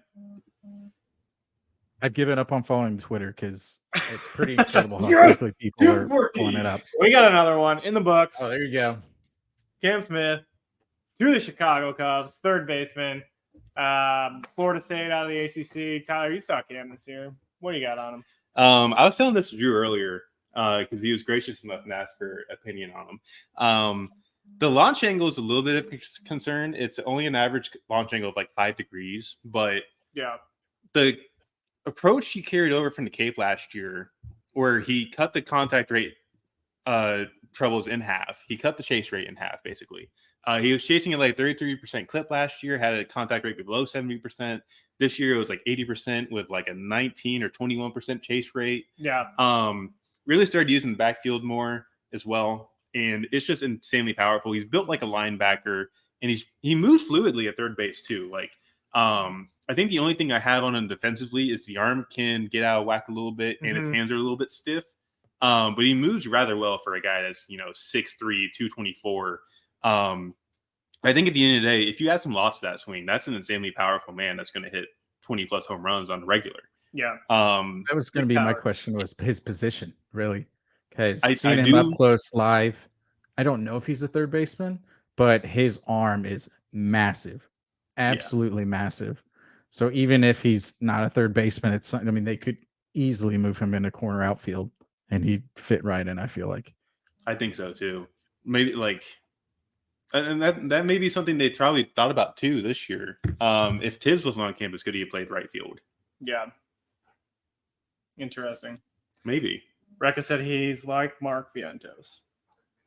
That's actually not bad. That's a good comp. I like that. Yeah. I don't like how Tony Vitello looks like he's staring into Jack Hallion's soul right now on this interview. Maybe you should I gotta get up the Okay. Yes. All right. Jack wouldn't have gotten that book if he'd have thought twice about where he played. That's fair. We had Seattle doing something weird too. We got Greg. What's going on? How you doing, boys? How are you doing? I'm doing good. This is a lot of fun. I'm really enjoying this. Yeah. Welcome to the stream. Gotta get some room over here. Actually, we can probably do this and make it fit. There we go. Boom. Whoa, very nice. Yeah. So We do fantasy stuff here too at Yep. Prospects Live, and just beyond what you guys are doing an amazing job, by the way. This is unreal. But we do fantasy stuff, and that's what I look after. And I think there's some standout picks here that are really going to make a big difference. So Condon to Colorado, the first one, just blows my mind what he's going to be able to do there. Yeah, agree. The power, the hit. We're going to see 300 averages. We're going to see 35 plus home runs. He's going to be a fantastic fantasy asset right off the bat. So I like that one as well. Hagen Smith to Chicago, I thought it was really interesting. I didn't expect that one, but pairing him up with Noah Schultz, I think is pretty lethal to stellar lefties. Just killer. So I like that. I like that fit a lot. And I was even thinking last night when we had Hagen to the Cardinals in our mock was like Quinn Matthews and Hagen Smith as a lethal lefty That'd duo. be disgusting. That'd be a fun time. Yeah. So I really like that pairing a lot. And then I think Weatherholt dropping down to St. Louis, I didn't expect him to be there at that point. I think that's a good fit too. Whether he's a shortstop or second baseman, they have Mason Wynn there, so maybe he's a second baseman. Maybe. But premier hitter, top of the lineup. I think he'll be a good table setter for the rest of that lineup. So those are some ones that I thought were really good fits. Love it. Absolutely. I do see a question about American homegrown Latino talent. Off the top of my head, Sinjay immediately comes to mind. Yeah. And the pick is in for Seattle. We had Sinjay mocked to Seattle. Are we going to go 3 for 15? I would love that if that happens because I already know Seaver King to Miami. It's not happening. Yeah. I'm trying to think of some other guys too that kind of show up in that kind of range too. Maybe I can't really think of anybody off the top of my head for like this year's draft class. But like Daniel Cuvée in 2026 is a guy that really comes to mind. That could be a top 10 draft pick in 2 years. Looking at next year, Anthony Martinez. Yeah. Anthony Martinez is interesting. Yeah. Out of UC Irvine. There's kind of just looking at the list that we have here too. Like Loma Vita's not Latino; he's Hawaiian. I keep forgetting that. Sinjay is really the only one I could think of in the top part of this draft. Really, maybe we can. Oh, that's not touchscreen like I thought it was. Nope. We got the Mariners pick. It's coming in. Who do we got here? Oh my goodness. Good luck with the pronunciation. Oh. Sinjay. You're Angela. 3 for 15. Let's go. 2 in a row. Crushing it over here.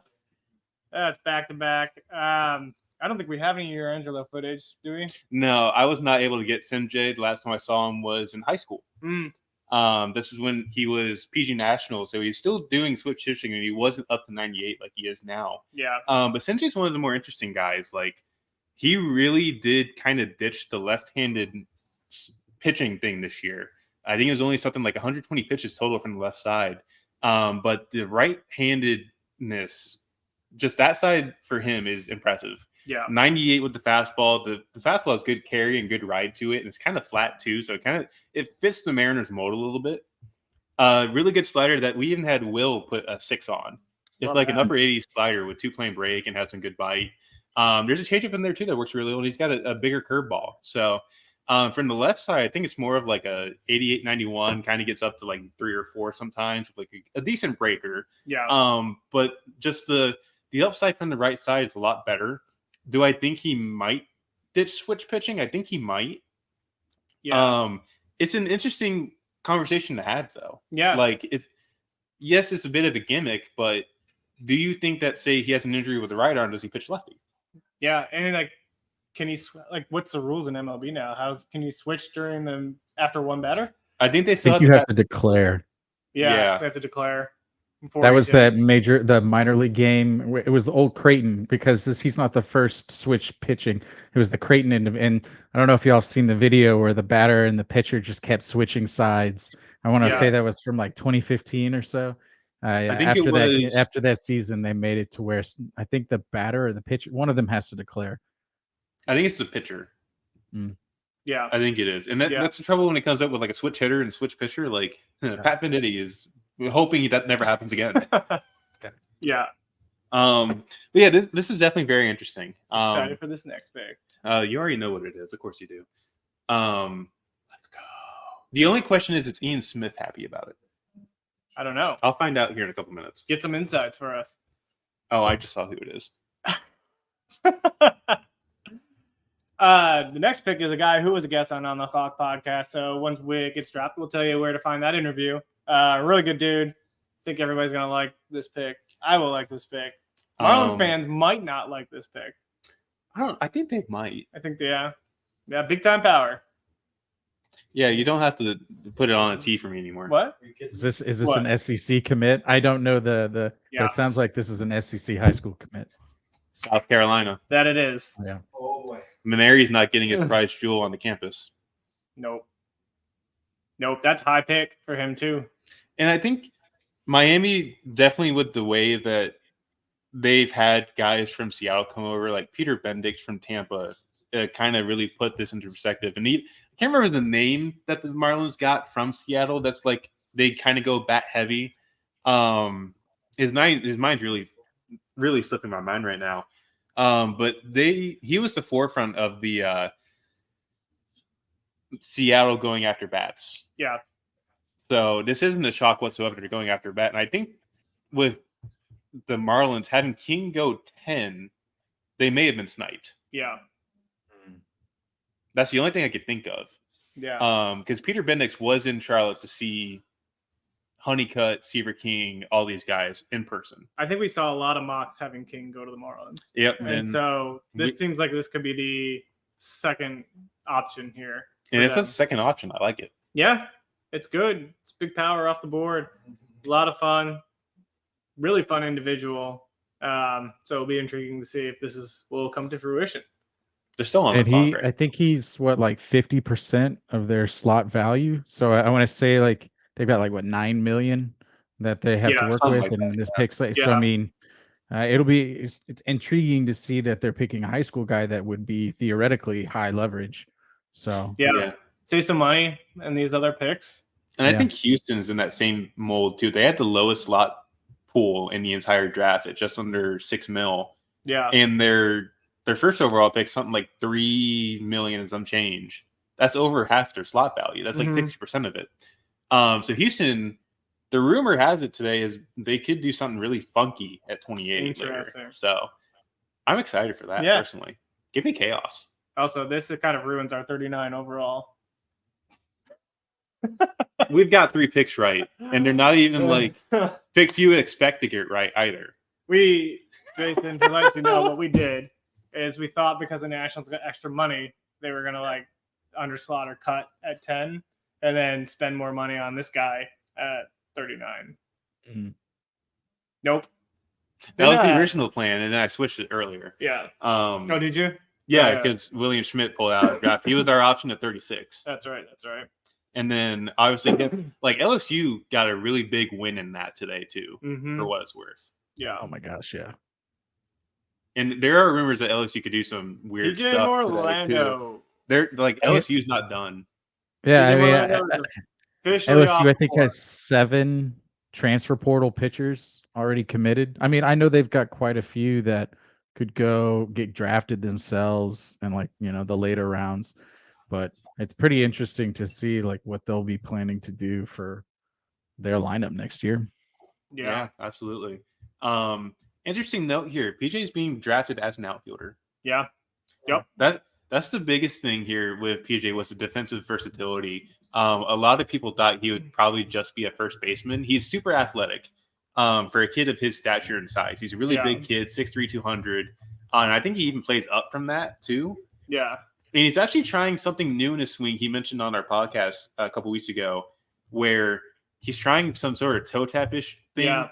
And it really worked at the combine. And I think that really saved him from being bound for Columbia now. Like, I think the team really liked what they saw there and decided, we're going to throw the money at you.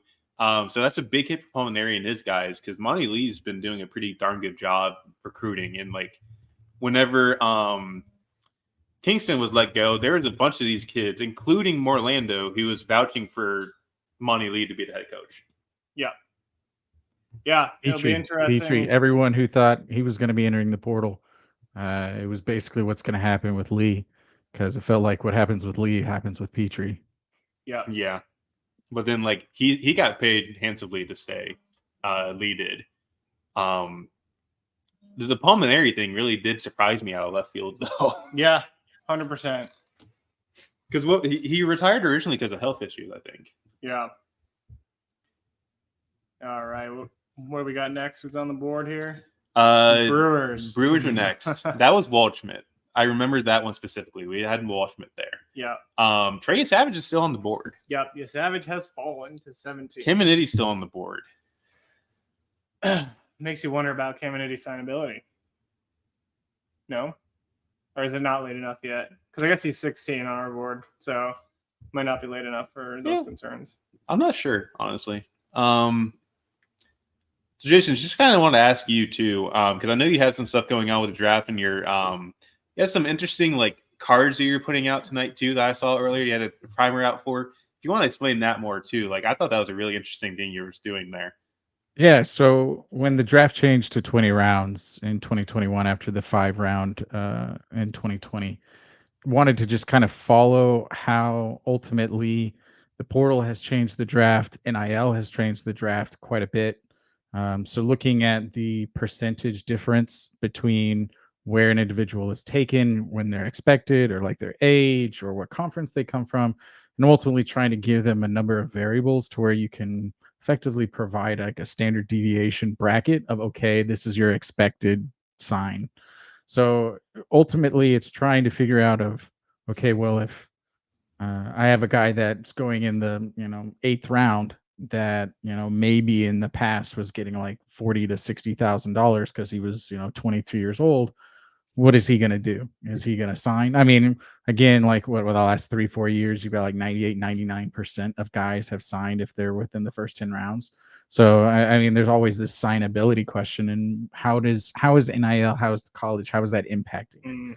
So it's a really fun math game, and I'm sure these GMs are just have their big calculators out, and as they're talking to these agents, like saying, hey, this is what we think we can leverage, and like, what is your guys' number? And it's just I would love to be a fly on the wall, but yeah, that's mainly what the cards are associated with. Is, hey, these are the college players. This is their expected value associated with their pick, and ultimately trying to see if that's right or not, because I'm sure it's going to be wrong more often than I would like it to be, but hoping to make it as good as possible.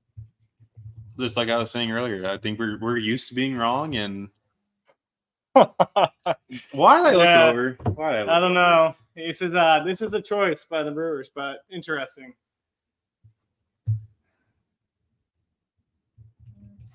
You keep looking. Like as soon as you say that, I'm like pulling up the live stream, and I'm just seeing Jeff talking about. I'm guessing PJ. I don't know. Looking dapper as always. I may be a little behind because I'm streaming it here. Braylon has gone to the Milwaukee Brewers. This is a lot higher than I thought he would be. Number 55 prospect on our board. Yeah, I saw him last year at PDP, and there was a lot of stuff I could really take from it that I really liked.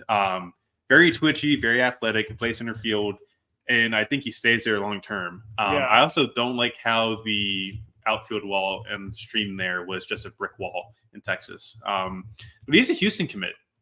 And Houston, we talked about it the other week where they got a really good portal class. The prep recruitment was really kind of just Payne. Yeah. So this is a big hit for them, obviously. But I think the thing with Payne, he's super young. He's 17, 70 runner, stays in center field. And I think there's a lot to project on that. He's 6'1", 180.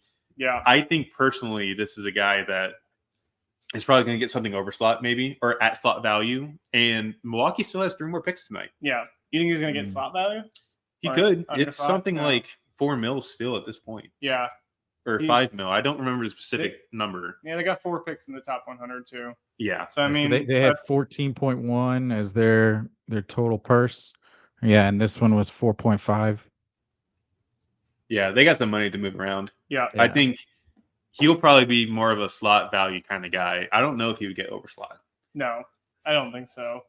Or maybe he comes in under slot. I don't know. I think he could, given where he's been ranked on a lot of boards. But yeah. Be interesting to see what they do there. They do go over slot in their next pick. That'll be the determination is what they do with the next pick. If they wait until the third round again and get like a Batanti type, Yeah, that'd be so fun. Yeah. Oh god, the brick wall outfield there. Ugh.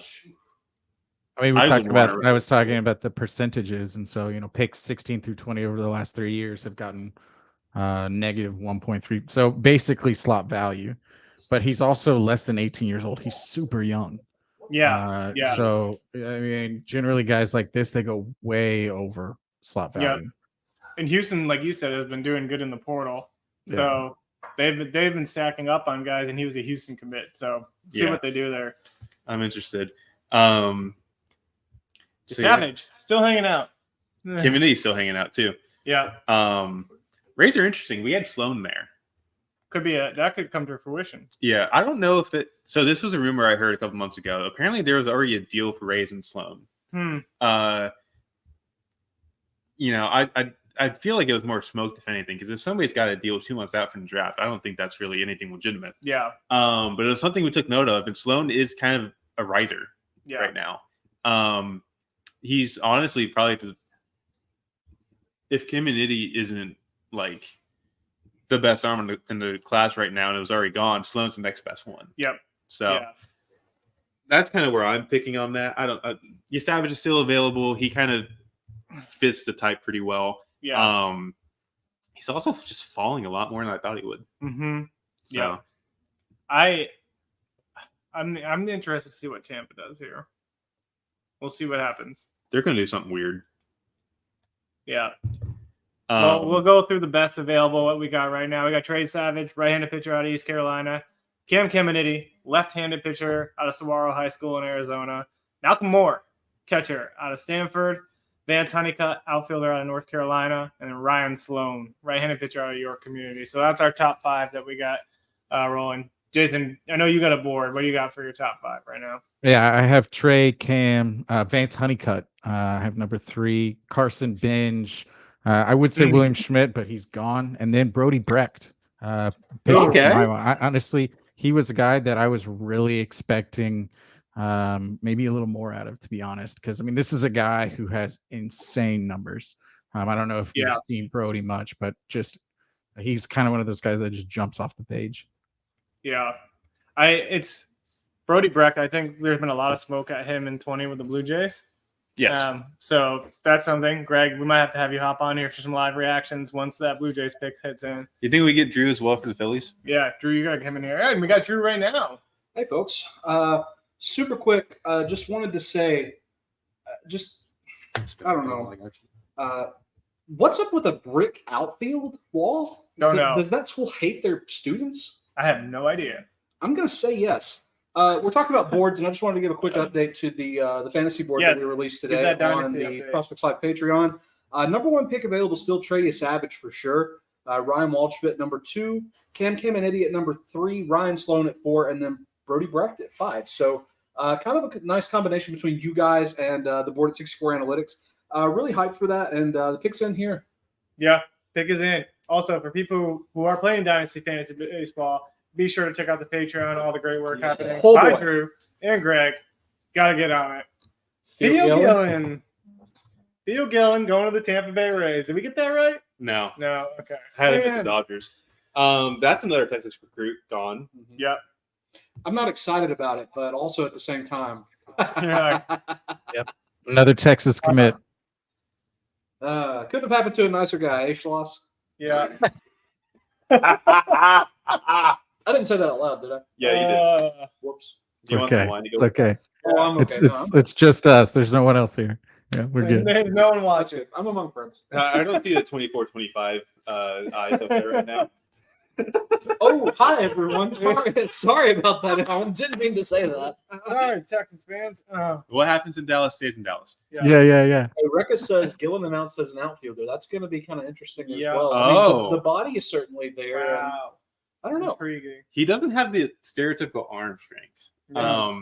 He wasn't. He had a shot to be either infielder, shortstop, or he could have been a center fielder. I think he's got the shots for center field. Yeah. I don't. The hit tool is probably the leading part of that. I think it's hit over power, but I I don't really hate this for Tampa Bay. No, I really don't.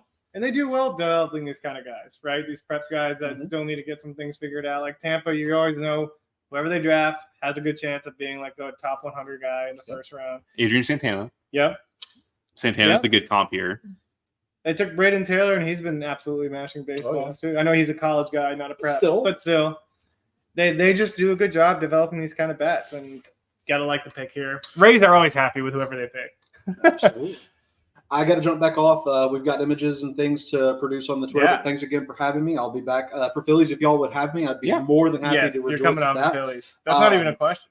Well, thanks, buddy. That's really nice. Y'all are doing a fabulous job. Shout out to Rekka in the chat, my homie. Shout out to Josh Tatum. Do want to throw out a quick joke that he threw at me a minute ago. He said, and I quote, Buck Showalter said this was a deep draft. Buck Showalter walks around puddles to avoid the death. Shout out Josh Tatum. Fantastic. Great. Going I off the also rails want to call out Rekka. He is phenomenal. I get like a message every day from him of like 10 to 15 obscure commitments for the portal. So Love it. greatly appreciate all that he does. If you want to know the Northeast region, man, Rekka's got you covered. He's got everybody over there. Dude. We got- Like to go further on Rekka too, he's just an all around fantastic human being to be around. Yeah, Like incredible dude. he was one of the guys we had in the final board update. Get off Twitter, dang I it. think we got one right. Get off Twitter. But like Rekka's just very down to earth. I absolutely love the guy, and there's no more nice things I can really put out there than The that. pick's in though. Yeah. Um, So last year I was just a Google Doc, a free Google Doc, and I made him an admin because he literally gave me so many picks. I was just like, hey man, just go in there and change them yourself because you know this a lot better than I do. Yeah. Rekka, if you're still in here, buddy, we love you. We wish you were here. Dude, you do a fantastic job. Please keep it up. Please. What we got messages in the private chat? Oh, I forgot Greg's in. Yeah. We got Greg. What's going on, Greg? Hey, what's happening, folks? Yeah, sorry, I didn't even see you sitting down there. Don't worry about it. I was enjoying the show just like everybody else. That's fine. Yeah. You want some Chardonnay? For those you don't know, Greg is over at Ivy Futures doing some incredible work on the Cubs and the MLB draft. Greg, we got the Mets pick in here, but after this Mets pick, we'll have to get your reaction on Cam Smith. Yeah, love it. You could also do that. Yeah, that works. That works. So who do we have mocked to the Mets? Culpepper. Oh, so we got it wrong. You had my hopes up, dude. Culpepper killed my hogs in the regional. Just absolutely killed them. Oh, Against yeah. Hagen Smith, he hit that 3-run homer. Oppo, too. Yep. We got the 24 guy on our board coming off. 24. Bench? Yep. Yeah, Carson Wow, Bench. I got that That's right. a good pick Oh, for him. okay. I mean, they were kind of all over Bench too. So Yeah. Yeah, they were. Did they He list him was as one a of the guys two-way who- player? Because he was a legit two-way player for Oklahoma State. Yeah. I think just outfield is what it's listed at. Yeah, that's what it looks Yeah. like. I think that the interesting thing have- with Benj is the bat did turn a corner this year. He's still the shallow entry point for the swing through the zone is still something I'm concerned about because it's doesn't really he lofts the ball, but it's not We got necessarily fine tuned. If that makes any sense. I think he's ultimately going to have to be a guy that's really needs to change the swing a little bit, but he can hit. He can hit for power. Yep. And it's a good enough profile to stick in right field and be confident in at the next level. And he's also gets on the mound and throws 93, 94 with a good fastball and good slider. So like it works. Yeah. What did you see in him when you saw him in the live looks? It was just Anything that special that series? that shallow entry point into the zone is something that really intrigued me because he was getting Yeah. jammed a lot, really going opposite field most of the time, and you kind of see it here. Like the approach is good. The approach is good enough. It's just that swing does need a little bit of work there. Like right there, jam shot on the inside. You really struggle with the inner half. Yeah. At least in the games that I saw, and it was just. I do want to see how that changes with the Mets. I think the Mets do have a good enough hitting development program to they can get him to pull the ball more. And I think he's going to be fantastic. Yeah. I love it. You guys got some footage here, of course. Thanks to Tyler. At every single event, it seems like. Yeah, that's you. Carson Bench footage. firing it up. Greg, you might have to come over here. The Blue Jays are on the clock. Got to get you ready for some That's live right. reactions. Absolutely. So Yeah, the Blue Jays, I mean, at least from some of the chatter, might be picking a guy that I was really high on, even potentially going 14 to the Cubs. Yeah. I don't know if I'm right on that, but I was talking this guy up for a long time. So I guess we'll see if that comes to fruition there. Yeah. How are you feeling about the Cam Smith pick? I do like it. I mean, this is something that they obviously passed on one of my guys that I think we'll be talking about here in just a couple minutes on the pitching side. But the Cubs have really kind of leaned into the model side recently, especially from a hitting aspect. And if you look at some of the inputs, and every team has models, right? Like every single team, doesn't really matter. They're using models to a certain extent, but the Cubs have certainly leaned into some of those aspects recently. And they really favor Cape Cod League performance. Well, Cam Smith did quite well there. He looked great from a whiff perspective. I think the in-zone whiff was right about 10%. His chase rate was a better than average 21% or so. And he generated a lot of high exit velocities. I firmly believe that a team taking him probably in their pro development plan needs to kind of have a game plan. If you can just kind of marry the swings from freshman year and sophomore year. There's a swing in the middle there that can get to launch, that can still, help from balls on the outside corner, not chasing. The whiff still has some room that, if you wanted to take some more gambles on launch earlier, I think you can. And he's a guy that I will say earlier in the season, I was grading him out to be an above average third baseman. Later in the season, he looked like he had kind of lost a step. The range had dropped. I saw him live in Omaha. I don't want to speculate there, but you always wonder if guys are just playing through stuff. I mean, this is like the end of the year. They're playing in Omaha. All the cards are on the table, right? Very easy for something as very minor and nothing concerning long-term to just have a guy lose a half a step. But, I think that's just kind of something to watch for when we get into the pro side, when he's got a little bit of time to rest. What he looks from an instructs perspective, and hopefully he's even playing in affiliated ball here very soon. Yeah, I love it. We got another Greg in the room. Greg, you got to come on, join us. He's a Blue Jays fan from Canada. Picks in. We got Savage on the board, Caminiti on the board, Malcolm Moore on the board, Vance Honeycutt. Who do you want? I would love Savage. I did not think he would be here. Yeah. Maybe Malcolm Moore as well. They need catching. We had Malcolm Moore here. We did have Malcolm Moore here. But do you want the kid that has Bazana taped onto the back of his jersey already? How do we get him on the call immediately? We can walk down there. Let's see what we got. It's probably already on Twitter, but it's fine.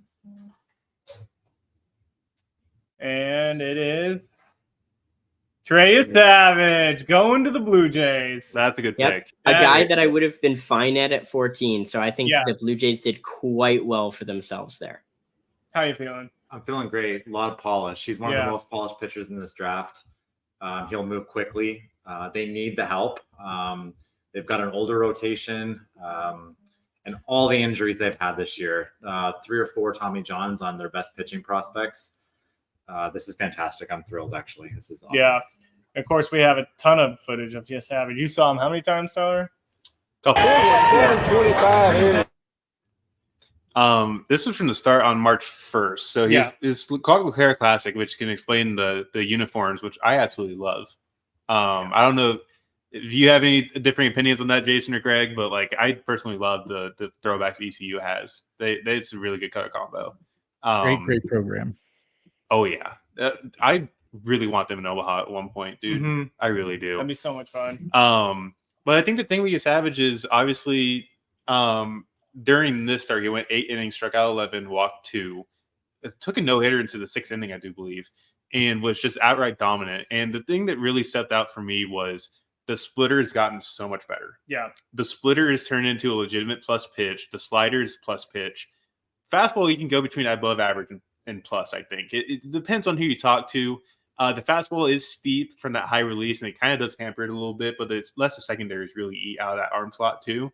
There's also a really good curveball they really didn't use this year in that arsenal as well. So throw strikes, potential for 3 above average or better pitches. And I think the curveball is pretty good too for what it is. I'm just in on it. I think the biggest thing with Gay Savage was there were some concerns about the back a little bit. Yeah. That was the thing that I heard. That might be why he dropped a little bit. But I think at this point, having a Savage drop this far and being Toronto, you're extremely happy having this in your lap. Yeah. Greg Zumock, I think you have to jump out. You said, thank you for joining us, talking a little bit about the Cubs. Excited for you guys getting Cam Smith. So keep up the good work and tell everybody where they can find you on Twitter. Yeah, appreciate it. Appreciate you letting me just kind of jump on, give my thoughts here. It's a long night. I got to prep for round 2 here. But you can find me on what are we calling it? Twitter, X, it doesn't matter. But you can find me there at Ivy Futures.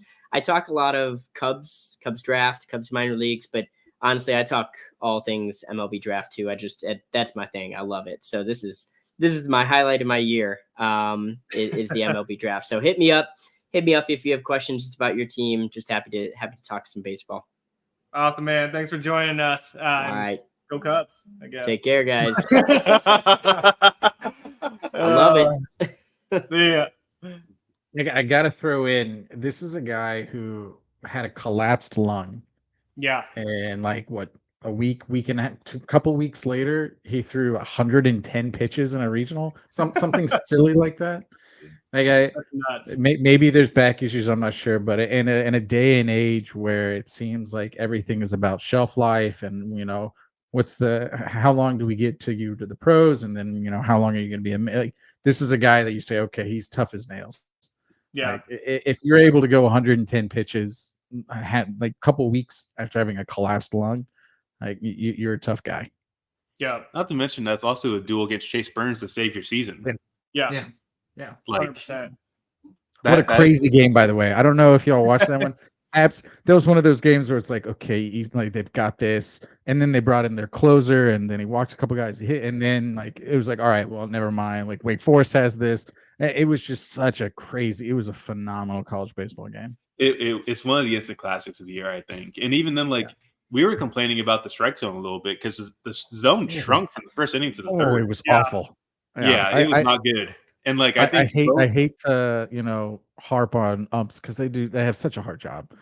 Yeah. But Savage got pinched the inning that he gave up like a run or two. I can't remember. I just remember thinking like, oh man, like it was rough. I think both Savage and Birds had like 4 walks or something, and I was sitting there like, should just be 1 each. Yeah. Like really? Yeah. I remember Savage had a few calls in the third that led to a run because like the umpire just wouldn't call anything on the outside black to a lefty, and I was just like, where's the strike here? Well, Burns kind of does his strut after every strikeout, and he had quite a few struts that ended in a just a ball back to the pitcher, kind of like, oh, never mind, I guess it wasn't a strikeout. Yeah, the Twins pick is in. I think I had a Twins friend of mine that actually asked me who they're taking, and I'm like, well, it's not Tibbs. Caminiti, Moore, Honeycutt, Sloan, Waldschmidt, top 3 for us or top 5 for us on the board. Talk about a helium, Waldschmidt. My goodness. Yeah, that guy has exploded. Let's see what we got. I love that phrase, by the way, helium. I'm stealing Kalen Culpepper. Kansas State. 35 on the Prospects Live board. Jason, where was what did they list him as? MLB had him as shortstop. What did they list him as on the? Okay. Yeah, we got Culpepper. What are your thoughts on that, Jason? I mean, as an Arkansas fan, just you're talking about. We were showing Hagen Smith for Spazana, a guy who he carved up, and I think it was a 6-run inning or some like it was a curved number against Arkansas, and he was, I think, a 3-run homer over that like 365, 370 right below the jumbotron there in right field.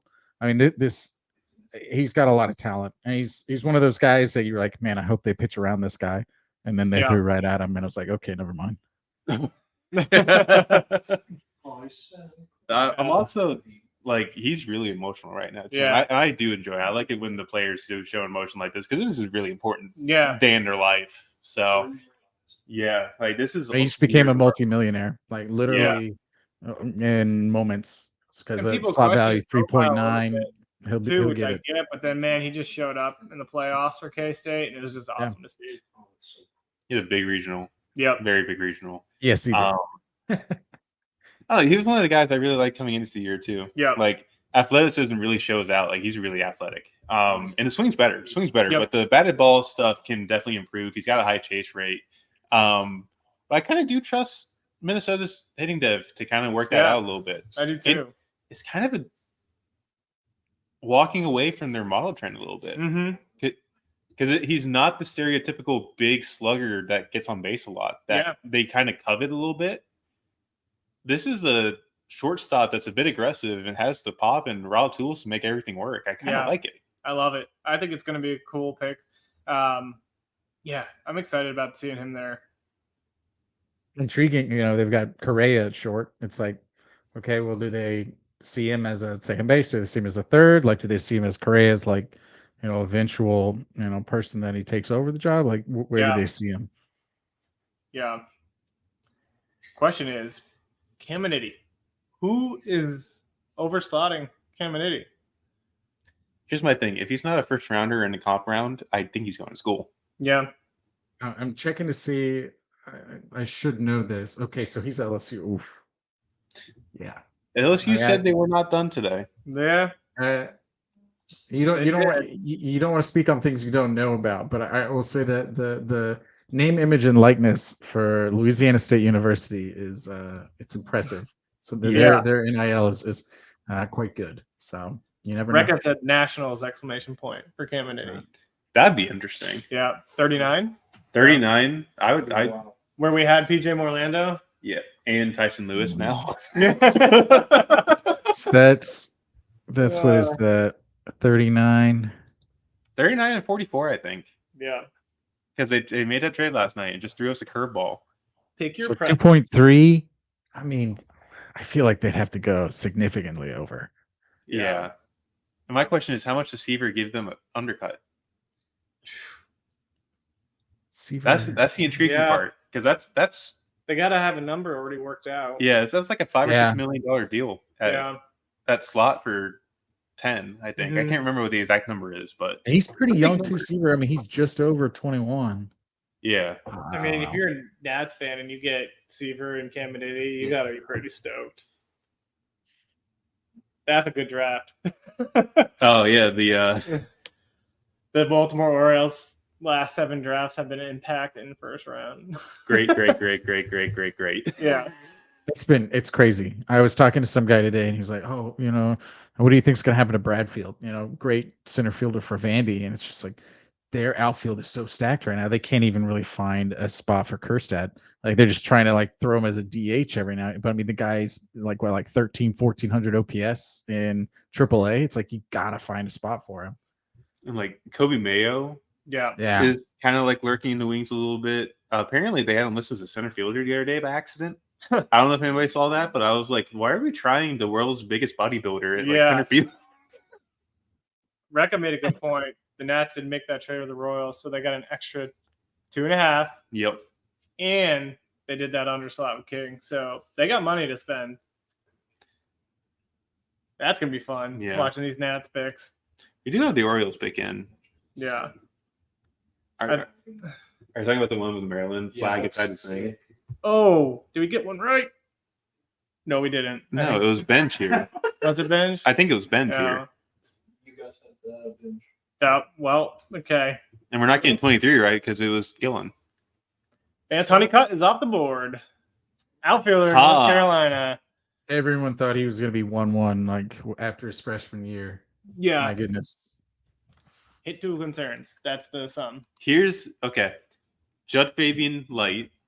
I think that's the probably the best comp you can make here. Like, Fabian had hit tool concerns, but everything else was so loud. Honeycutt's the same way. Yeah. Like, this is a legitimate center fielder. I think some people have even said they put an 8 on the glove in center field, which is wildly impressive. It's incredible. He's an incredible center fielder. Yeah, like 6 power, 7 runner, has a solid arm.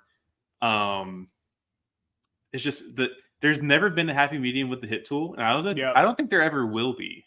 No. But when you're looking at Honeycutt, this is the kind of guy that if you get him to be like at least a below average hit tool, he's an average everyday center fielder. Yeah.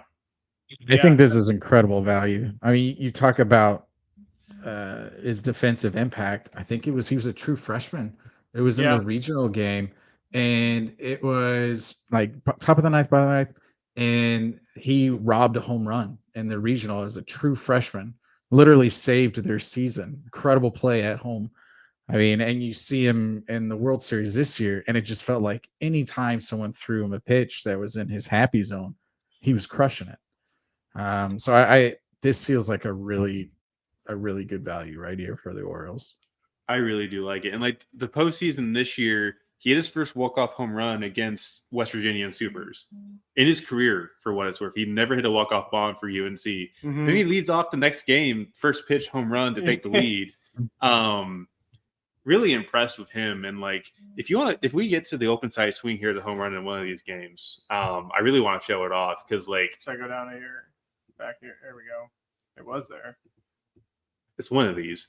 Lots of bat speed, gets out in front, gets leverage, everything just works. Yeah. Like that. I think we got an open side coming right Yes, we this. do. Because of course we do. And the bat drop. Is just a special player. And like UNC really does value his skills and his achievements. Yeah. Like this is one of the best ACC players of all time. Yep. I don't think that's an exaggeration saying that. It isn't. It really isn't. I mean, he came on immediately as a true freshman, and he's just done it for 3 years. And it's like, yeah, he strikes out a ton, but you take the power and you go with it. Yep. Yeah. That's fun. Oh, slow-mo. I like it. But I don't know if you have anything else planned tonight, but just let us know if you need to hop off or do anything. Like, feel free to just let us know. Yeah, we don't want to keep you forever, but we enjoy having you. I will hear as long as you want. I've been holding off on doing any more, but yeah, no, I also don't want to overstay my welcome because it's been a lot of fun. I've enjoyed talking baseball. Cody asked if they're hitching his swing, does he struggle with velocity? It's not a hitch per se. I think it's just poor pitch recognition. He's too aggressive. Yeah. I think that's the best way to put it. By aggressive, I mean like he'll expand the zone a lot to try and get his pitch. Yeah. But he still has a patient enough eye to where he's going to rack up your walks.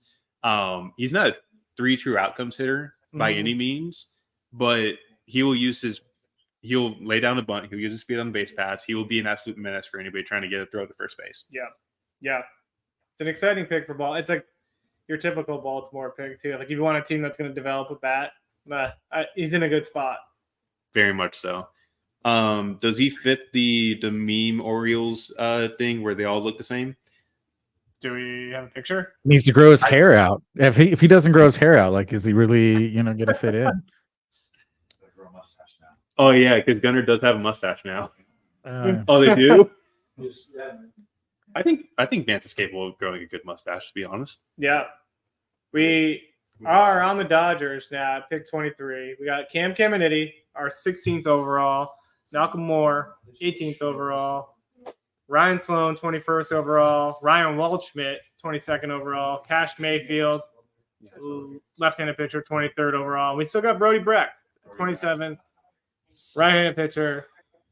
What are we thinking the Dodgers are going to do here? Hear me out. We had Theo Gillen there originally. It didn't work out. I don't know how their money is looking out bonus pool wise. Yeah. Caminiti, maybe this is where he goes. Yeah. I've got 4 high schoolers in my next top 5. So this is an interesting point right here because it's like you're almost getting to the point of like, what are you doing from a dollar's perspective? Not just a talent, but a dollar's perspective. Terry, get off Twitter, dude. I highlighted it for you. That's a fun pick. Yeah. I love that. I really do, actually. Yeah, that's intriguing. It's a prep. I'm excited to see what this will be. Any hints? So I can try and guess. I'm not looking. Florida, relatively raw, pretty new to baseball. Oh man, I don't know. Kellen Lindsey. Kellen Lindsey, Hardy High School, out of Florida. What? That's a Florida commit too. Yeah. That's gonna hurt them a bit. Lindsey was like, nobody kind of knew what was going on with that because he was primarily a football guy coming into the winter. But I've had people tell me it's an 80 run tool. They think it could be like Adrian Santana, but maybe even better. Wow. Sticks on the infield. We were thinking he might be a center fielder long term too. Like he has that versatility like Gillen does. Seeing him picked as a shortstop is really good for his profile, I think. Right before the Braves pick too. Yeah, well, seeing him pick with an LAD next to his name is for his profile. that is true. That's very true. But I think the biggest thing with him is like there's so much potential still going on there for the fact that he's just scratching the surface of what he's capable of. Yeah. Like, again, this is a guy that really didn't focus on baseball until the winter this year and has just been electric all year. So I really do like this pick from the Dodgers, and they're probably going to turn him into a top 100 prospect in the next like 2 years, probably, because they make prospects like a country's GDP at this point. I think Braves go pitcher here because track history, right? Yeah, I know. Cam Kennedys out there, Ryan Sloan's out there, Cash Mayfield's out there, Brody Breck. I think they go arm. That's my 100%. Yep. There's so I many. would go Brecht then. I think Brecht, his ceiling is so high. Yeah. I would go Brecht if they're going pitcher. It would be so Braves to do that too, because they waited in the wings, got Waldrop last year. Yeah. They did. That's kind of like a similar drop and turn into value, and Waldrop's already in the majors. Mm-hmm. Do they go opposite though because they went? I don't know. I really don't. Yeah. And our thought process behind the mock this morning was I was talking to a few Braves scouts, and they really do value some of the prep arms in this range. Yeah. Schmidt was definitely one of them that was named, but obviously he's not going to be drafted tonight. Ryan Sloan was brought up. Dax Whitney, the Idaho kid that's got some value to the him. guy that you've been talking about all weekend. Yes, I have. Yeah. I have been chewing his ear off, by the way, on Dax Whitney. Yeah. Dax Whitney's really intriguing. Like, there's a lot of helium there, and obviously it's an Idaho kid, so the competition's not great right off the rip. Super projectable, up to 95, 2 really good breaking balls, and I just think that's the kind of stereotypical like projectable prep arm that you take and just hope everything clicks. Yeah. I love it. Pick is in for them. That was very quick. That was very quick. That didn't take long at all. Who do they go right here? Should I text I'm interested to see what happens with the Dax Whitney Oregon State commit now that there's no longer a Pac-12 and what are the West Coast Conference. Like, how does that impact some of those guys who were signed? Because what is the Pac-2 now essentially? Yeah. Or like the Pac West? Is that like the Mountain West and Pac-12 thing going on still? I think they're West Coast Conference now. Oh, that's It's a like- fun pick. Jared, I'm not looking at you right now. That is a good pick. Take his laptop away. It is a prep pitcher. Oh. Shocker. Prep pitcher. Why are you staring at me like that?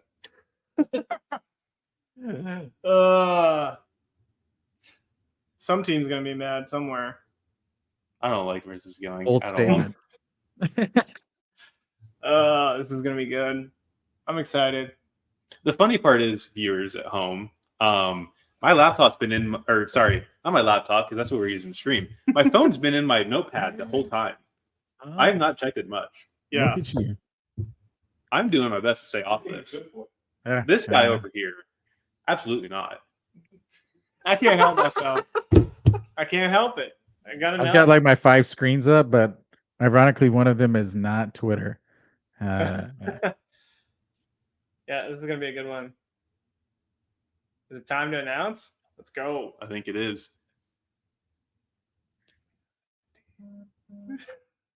Thanks for giving it away. There's more than one. No, I think I know exactly which lefty it is. You do? Cam Kennedy. Yeah. Left-handed pitcher out of Saguaro High School, Arizona. I was about to say, if LSU gets both of these pitchers, like, come on now. Like, Yeah. They don't need any more. They're good. That would be As wild. much as I love Jay Johnson. Oh man, that's a really good value get for the Braves. Yeah, gotta love it. The way with Caminiti is, because I know there's some differing opinions on the full profile as it is. The fastball shape isn't great, but it gets on hitters very quickly. It's very deceptive. He has crossbody delivery that really just hides the ball very well, and it jumps on guys really quickly. Yep. Can be a nightmare for lefties too. Mhm. The biggest thing with Caminiti is the development of the breaking stuff. Yeah. I think he's got a serviceable changeup, but like the slider and the curveball really need to take that next step. And I think the slider did take it this year. Yeah. Fastball obviously did. He's sitting more in the mid 90s, hit 97, 98 later on. Oh, he's there live too. That's yes, cool. he is. Love it. And it's a really good, young, projectable left-handed pitcher that got bloodlines. Yeah. Yeah. He's Ken's nephew. Mm-hmm. So if anybody remembers that, Ken Caminiti back in the early 2000s, I think 90s. Okay. So whenever I was not existing in this world, he almost reminds me of a little Noble Meyer-esque. Like you see this guy up there who's at the draft, and he just looks so young. Like one of those guys that's like, okay, well, if he's got this stuff now, I'm sure the scouts and like all the coaches are like, what can he be in X amount of years? Reclass guy. Yeah, reclass. He would have been 18 and some change last year. Now he's 17 and 11. Just this is the kind of like model pick you kind of go after a little bit, I think. And the thing with Caminiti, like I said, with differing opinions, there's some guys that probably don't even think he throws much harder than he does and doesn't think he's a great athlete. I really do disagree with that. I think he is pretty fluid. Everything works perfectly. He's a good athlete. He's young. Everything's going to really work out in his favor, I think. He's got the indicators to really think that there's more in the tank. And I think at the end of the day, like the crossfire and everything working into it to kind of create that deception is going to play in his favor. Yeah. So I think this is going to be an interesting development path. Yep, I agree. In my opinion. So I'm excited to see what the Braves do here. Yeah, I love it. The Braves are followed by the Padres. Gotta imagine that's a prep as well. If the Padres don't go prep, I think I'm eating my pants on stream. We're gonna hold you to that. No. I love when those phrases go out there because then I'm just really rooting for the opposite. Yeah, I know you are. I saw the grin on your face. It's just for me. There's just so much prep talent that could be here and can be taken in this range because there's not really a bunch of college bats or college arms really outside of like Brett and Tommy White and those guys. Yeah. I think the biggest thing for me is how does say like Cash Mayfield. Yeah. Or who do we have to the Padres today? I can't remember who we had on the mock. Not Wyatt Sanford. No, Caldwell. It was not those two. No. You just named off like the 3 Arizona guys we had on the mock this morning. Let's see. Oh, so we had Mayfield to the Padres. Yeah. Can we get it right? So if it's not Mayfield, Kellen Lindsey's the name of the game. And Kellen Lindsey's gone. Cash Mayfield, let's see. I won't look this one up on Twitter, I promise. Yeah, you stay off that, please. I will close that app on you. We need to get one right. I got two catchers in my top 6 right now, which is interesting. Yeah, Malcolm Moore and Walker Janik. So and it's very very interesting weird to see when those guys pop up. Yeah, it's very weird with how good the college catching class is this year too. It kind of feels like catcher's been pretty undervalued. I mean, it'll be interesting to see because you've got AAA now that they're using the robo umps. Like, where do they value catchers now? Like, do they start to devalue them? Like, where do they really start to put them? Yeah, and thinking of like somebody that could definitely be hampered by like Jacob Cozart, one of the best framers in the country. Yeah, what does that mean at the next level? Yeah, if they start implementing that kind of thing. Yeah, interesting. It doesn't mean much when you got the automatic strike zone. Well, that's true, but also like we did experience the during the futures game, we had a challenge on that, and we got to experience it live in person. I don't know why people are complaining about it. It's quick, takes 2 seconds. It's very harmless. Yeah, I mean they've done it in tennis, and it's not like it ruined the game. Right? It's one of those things. It's like, why would you not want the correct answer? Yeah, there's a lot of fun to it, but you got to want the right answer. Yeah. Padres doing. I thought you said you're gonna stay off Twitter, dude. I did. I didn't look it up. I have no idea who it is.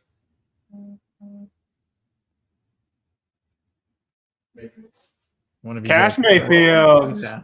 We got another one. What is that? 4 or 5? 4. Four on the board. Wow. And the funny part is, we thought it was gonna be on fire after the first 7 picks. Yeah. Well, it still kind of was. It still kind of is on fire. The thing is with mocks is like every single year it's an exercise in futility. Yep. That's really what it is. Yeah. Yeah, you get one team that wants to save a little bit of value, and it just completely throws everything in the air. Yeah. Yeah. Here's the weird thing with Mayfield. It's really old for the class. 19 years, 5 months. He's really, really old. Yeah. But it's super projectable, really easy delivery. Like you look at the film and it looks like he's playing catch at like 92, 95. Yeah. Really good changeup. I think somebody's put a plus grade on it, and there's the slider's really looking well too. So Yeah. I think it's a good pick, and it really does fit the Padres MO. And I don't have to eat my pants. Yeah. So we're at a positive. That's good. We got the That's Yankees good. next. But also bad. Oh, go ahead.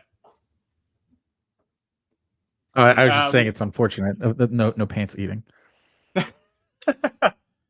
Would I have had to eat like a certain pair of pants or like the ones I'm wearing right now? Yeah, it was, Specifically. would it just be raw? Like, would they be cooked, steamed? Like, I'm trying to understand like how one would eat pants. It'd be raw, and I'd be drinking Chardonnay to go with it. Yeah. Oh, lovely. With a coffee chaser, of course. Yeah, we still have the coffee in here too. We do have a copy in here. It's not the one I like, but I'll still do it as a chaser. What's been the biggest shock pick for you so far? Braylon Payne, Braylon Payne, Milwaukee. that's That was the biggest one I wasn't really expecting. Because like for me, that was a pick that makes sense in like the second round. Yeah. Like I like Payne as a prospect, but I didn't think he had first round viability to him. But Milwaukee's got the draft strategy to make it happen. They got the money to make it happen. Like it's shocking, but it makes sense at the same time. Yeah. I think for me, I mean, they've got to pick at 34.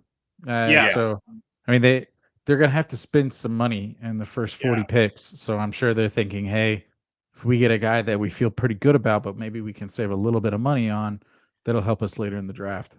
Yeah. I've been saying this for months in the chat, in the Prospects Live chat. Joey Oakey 34. Yeah. I like it. I think the big shock for me is Chase Burns at 3, not because of talent, but I thought Charlie Condon was a lock. Yeah, to be I a did Red. too. That's the only reason. We bet on that hard. Yeah. I had someone ask me who I thought the best player in the draft was. I actually think it is Burns. Yeah. I mean, here's a guy who threw 100 innings last year, but he was pumping 100 in the regionals on the road, East Carolina, in a crazy game. Again, we're talking about stamina. This is, and I hate to speak poorly on Hagen Smith, but here's a guy who for 3 straight years he hit like 75 innings pitched, and it seemed like his trajectory really decreased. His freshman year, he went to the bullpen and he did well against Oklahoma State. His second year, he got beat up pretty bad at TCU in the regional. His third year, he got beat up pretty bad versus Kansas State in the regional. So it kind of felt like he was a guy who was like, oh wow, like what's his shelf life in terms of like inning pitched?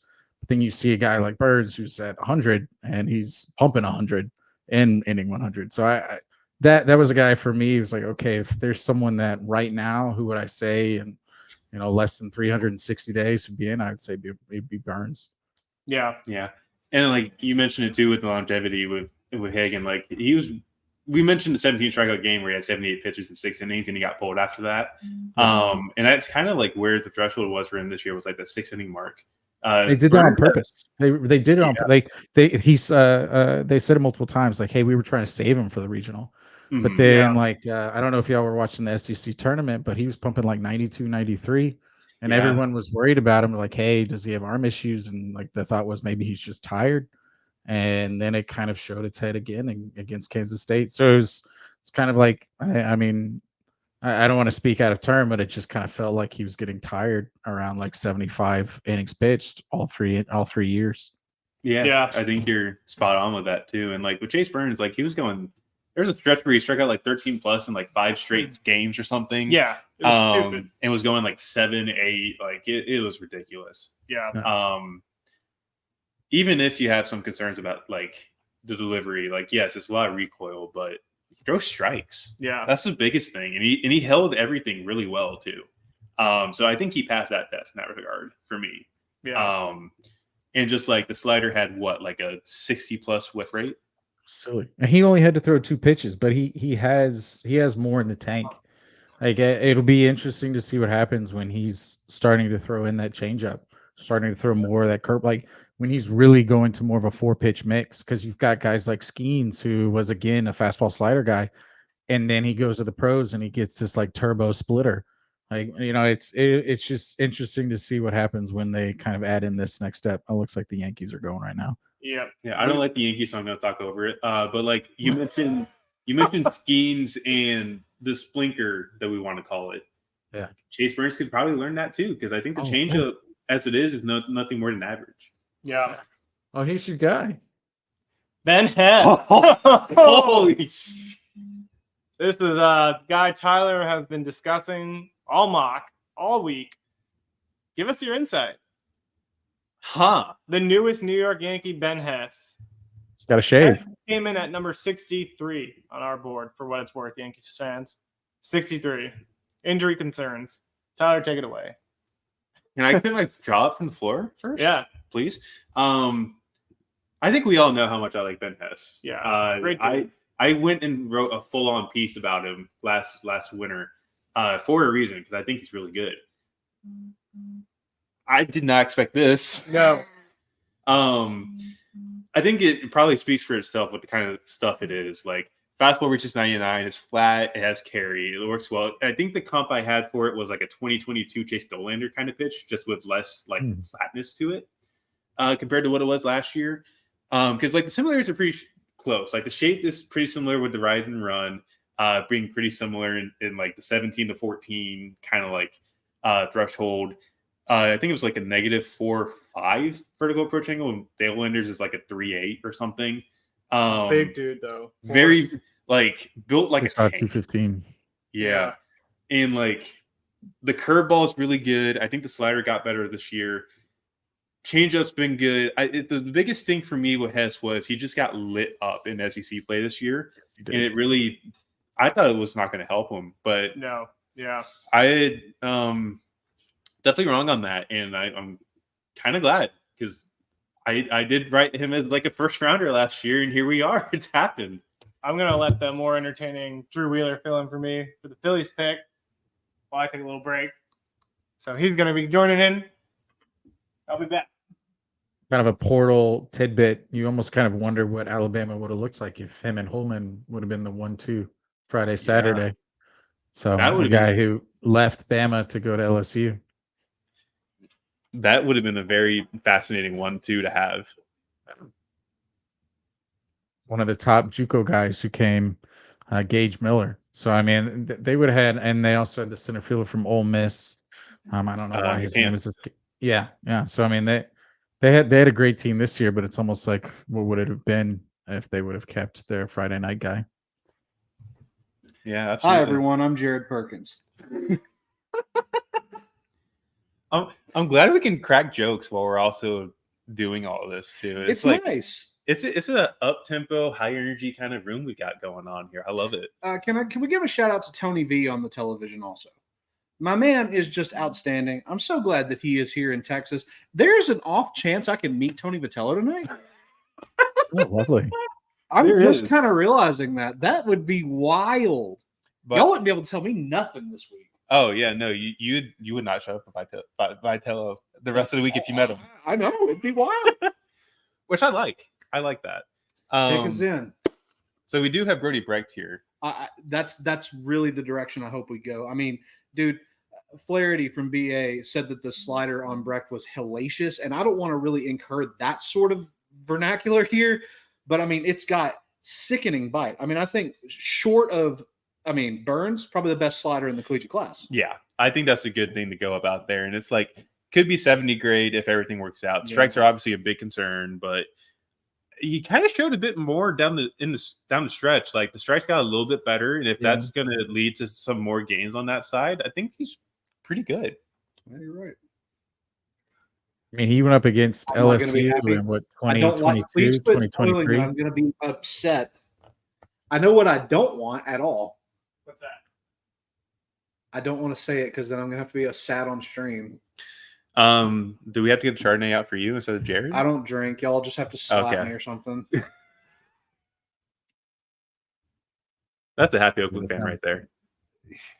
Those people look great. Look at those people. They're so happy. Look at so many Phillies fans. They're ready God for bless the you, pick. people. They're ready for it. Am I ready for it? How sad am I going to be right now? See. 1 to 10. What? No, it's not. Okay, well then it's You're not the good, worst case scenario. Interesting. I was looking it up. Don't look it up. No, I'm just trying to live find in the moment with me. This is an Can interesting I one. get handholds, please? Okay, not mad. A little shocked, but not mad. Not at all what I expected. Limited research on me for Nori. So, can I sit under the learning tree, boys? Tell me about Dante I'll leave Nori. that one to Tyler. Yeah, never saw Dante Nori, but it's a cold weather bat that he's very old for the class. It's like 19 years, 8 months, Mississippi State commit. Because if I say that wrong, I'm gonna get drawn slaughtered in the Egg Bowl this year. He's interesting. He's built like a brute. His dad, I think, is the assistant coach on the Minnesota Timberwolves. All right. I could be mistaken on that, but I think it's a hit over power kind of tool set. He's probably a center fielder at the next level. Okay. I never really liked Nori overall, just because of the age and the physicality. Like he's very, very maxed out for his size. His forearms are what we like to call thunderous. I like that. I like that word, but I'm not going to lie to you. Not at all the direction that I thought we'd go, especially considering the second on the board. Yeah, can you stop with that? I do think that I mean the Phillies lately have been such a pitching powerhouse, right? Like developing pitchers and turning like pitchers in college pitchers specifically with questionable attributes into, I mean, studs. I was really hoping for Brody Brecht here, and I'm not going to hide my disappointment. I mean, Nori sounds cool. I bet he shoots a mean jumper, but I'm a little concerned about what he does on the baseball field. And I'd love to eat crow or Tyler's pants on that, as it were. I definitely ate crow on this because I did really rank Nori at like 140 or something. What was it? 142? Yeah, I dropped the ball on that one. I had him at 80. Great speed. I mean, it's interesting to see it. Almost, you got 27 picks, and you got 2, 3, 4 guys who just have incredible speed. So, it seems as though maybe baseball is shifting back a little bit to the small ball speed aspect. Yeah, maybe that's a good point. I can respect that point for sure, and I appreciate you bringing that up for sure. I don't know. I can't be mad, and I mean you got to trust the guys in charge. I mean, you guys seem like you're saying there's some positives here. Yeah, for sure. Oh yeah, like they Phillies do have a good development team. Thank you. I said that like I have anything to do with it at all. I think as Mercadante said, if you ever feel as though you're questioning the picks, just say, "Hey, these guys have put a lot into it. Like they know what These they're guys doing." have put a lot into 100%. it. Yeah, I'm not one to say the Phillies scouts are wrong in any shape, way, or form. I know a few of them, and they're all very nice. I have no doubt. I'm excited to see myself proven wrong. It's happened. I mean, generally speaking, I'm only right like once a week in any facet of my life, so I expect this to be, much of the same. I'm usually right like once in a month, but apparently got 4 right today. So I don't. You guys there are you on a go. roll. You guys had a really good I stretch. want there for me. 5. I would love 5 to like just round it out. I'm kind of worried of what the Astros do here We too. were talking about this earlier. Are you heading out? I probably should dip. I think that you guys would be behooved to have Greg on again. Thank you everybody for watching. Hope you're enjoying the stream. with the Phillies are like 27th out of 30 though when it comes to the purse. So maybe this was an attempt to save a little bit of money. I think so. Yeah. Get a guy they like down in the lower And that way 100s. they or can low. get more guys they like in the later picks. Oh, Yeah. Janet, here's our catcher. Walker. We called this one. Is it Janik? Yeah. Here's Janet. We called this one for 5. We got 5. We got 5. Yes. Let's go. I love how we're also giving analysis and also cheering on our Malik that was dead before arrival tonight. I mean, you're at 16.6%. Is that right? 5-28. Yeah. That's very good. Yep. We saw the Houston connection, the Texas connection. Thought that Walker Janik fell right into this spot. We also did think Malcolm Moore will be off the board at this point. So yeah, Janik being the first catcher that's interesting itself. off the board is pretty fascinating, personally. Yeah. And like I think the thing with him, like, there's a lot of guys that thought he may have been a third baseman coming into the year last year. Yeah. He's really turned it around. And I think many people think he's going to be a solid catcher at the next level. Really good arm. I think it's above average plus, can be an average defender behind the plate. And the hit tool and the power kind of turned the corner this year, too. I think the hit tool got a little bit better. Hitting in the Southland is obviously not like, there's a lot more pressure on that. Like, you think about Chase DeLauder, where you expect him to hit 400 to be like a top 10 pick in this draft year. Janik didn't necessarily do that, but he improved in all other facets of his game to where it's like he's put himself into that upper echelon of college catchers, and now he's the first one off the board. Yeah, I love it. I like the pick for the Astros. I mean, you're at the point of the draft where you're kind of getting guys you want, right? Yeah. Better than best available. I love this. And we mentioned bonus pool. They have the lowest amount of money available in the pool in the entire draft, under $6 million. This is basically 60% of their entire draft pool right here. Yeah. How much of a haircut are we getting? Yeah. That's question. Maybe, That's a yeah. good I mean, but you're talking about a guy who was a top 50 bat in college as a catcher. You know, kind of that comment, and you just don't really see that too frequently, where you've got a catcher who's also one of the best hitters in college baseball. Absolutely. We got some news out of Royals land. Jack Caglianone says the Royals will take the same approach to allowing him to pitch and hit as Florida did. Huh. So what I'm hearing is it's going to be 89-93 in the playoffs. Yep.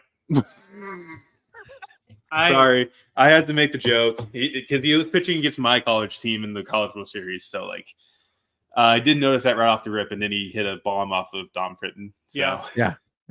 Interesting. That was that came from Royals Review. I guess that they're doing the press conference. They have to be. Yeah. So, interesting to see there. This is also where Arizona gets fancy. They have 3 picks in the next 6 slots here. Mm-hmm. Who do we have at 29? Kellen Lindsey. 29. Kevin Lindsey. So Great line for that College World Series. Caldwell could be the pick here. Yeah. We can give you a half credit for that. Yeah. So if we get it right, do we get half? But see, Cespedes Barbecue has their rankings out, and if we don't get half credit there, does it really count here? I can ask Jordan. I'd text him and ask. Okay. I will say that if those guys pass it, who am I to say no? Possibly the nicest dudes on the planet. Oh yeah, that's very true. The Cespedes Barbecue guys, met them yesterday. Very cool dudes. Incredible dudes.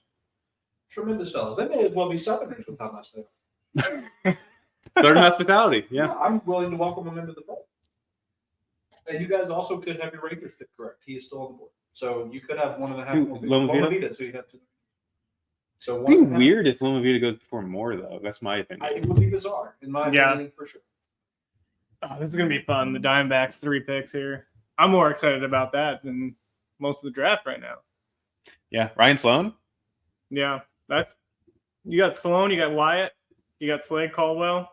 There's Carter a good chance Johnson. all 3 of these picks from Arizona are all prep, like Seattle did last year. Yeah. I would love that. That would be expensive. That would be expensive. Where did they go first one? Was it? Why don't I remember this? Are you talking about the mock? Is it the Diamondbacks? This is the Diamondbacks' first pick. Sorry. Yes. Yeah. This is their first pick. Yeah. Interesting. I'm excited to see this. I hate the commercials because it's like the pick's in. So what the celebrity softball game that happened last night. Yeah. Is the commercial we have on our screen right now. What do you mean? That's tomorrow. So are you telling me we're playing the softball game tomorrow? Yeah. That's what we're preparing for celebrity. Do you want me to play center field? Challenge you in. Okay, cool. What's your run tool? I hope you know that. What?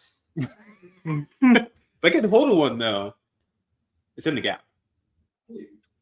Got gap power. Yeah, he sees the Royals using him as a reliever. Yeah. I think Cags is probably a reliever. Yeah, I'm excited for him to just get right into action.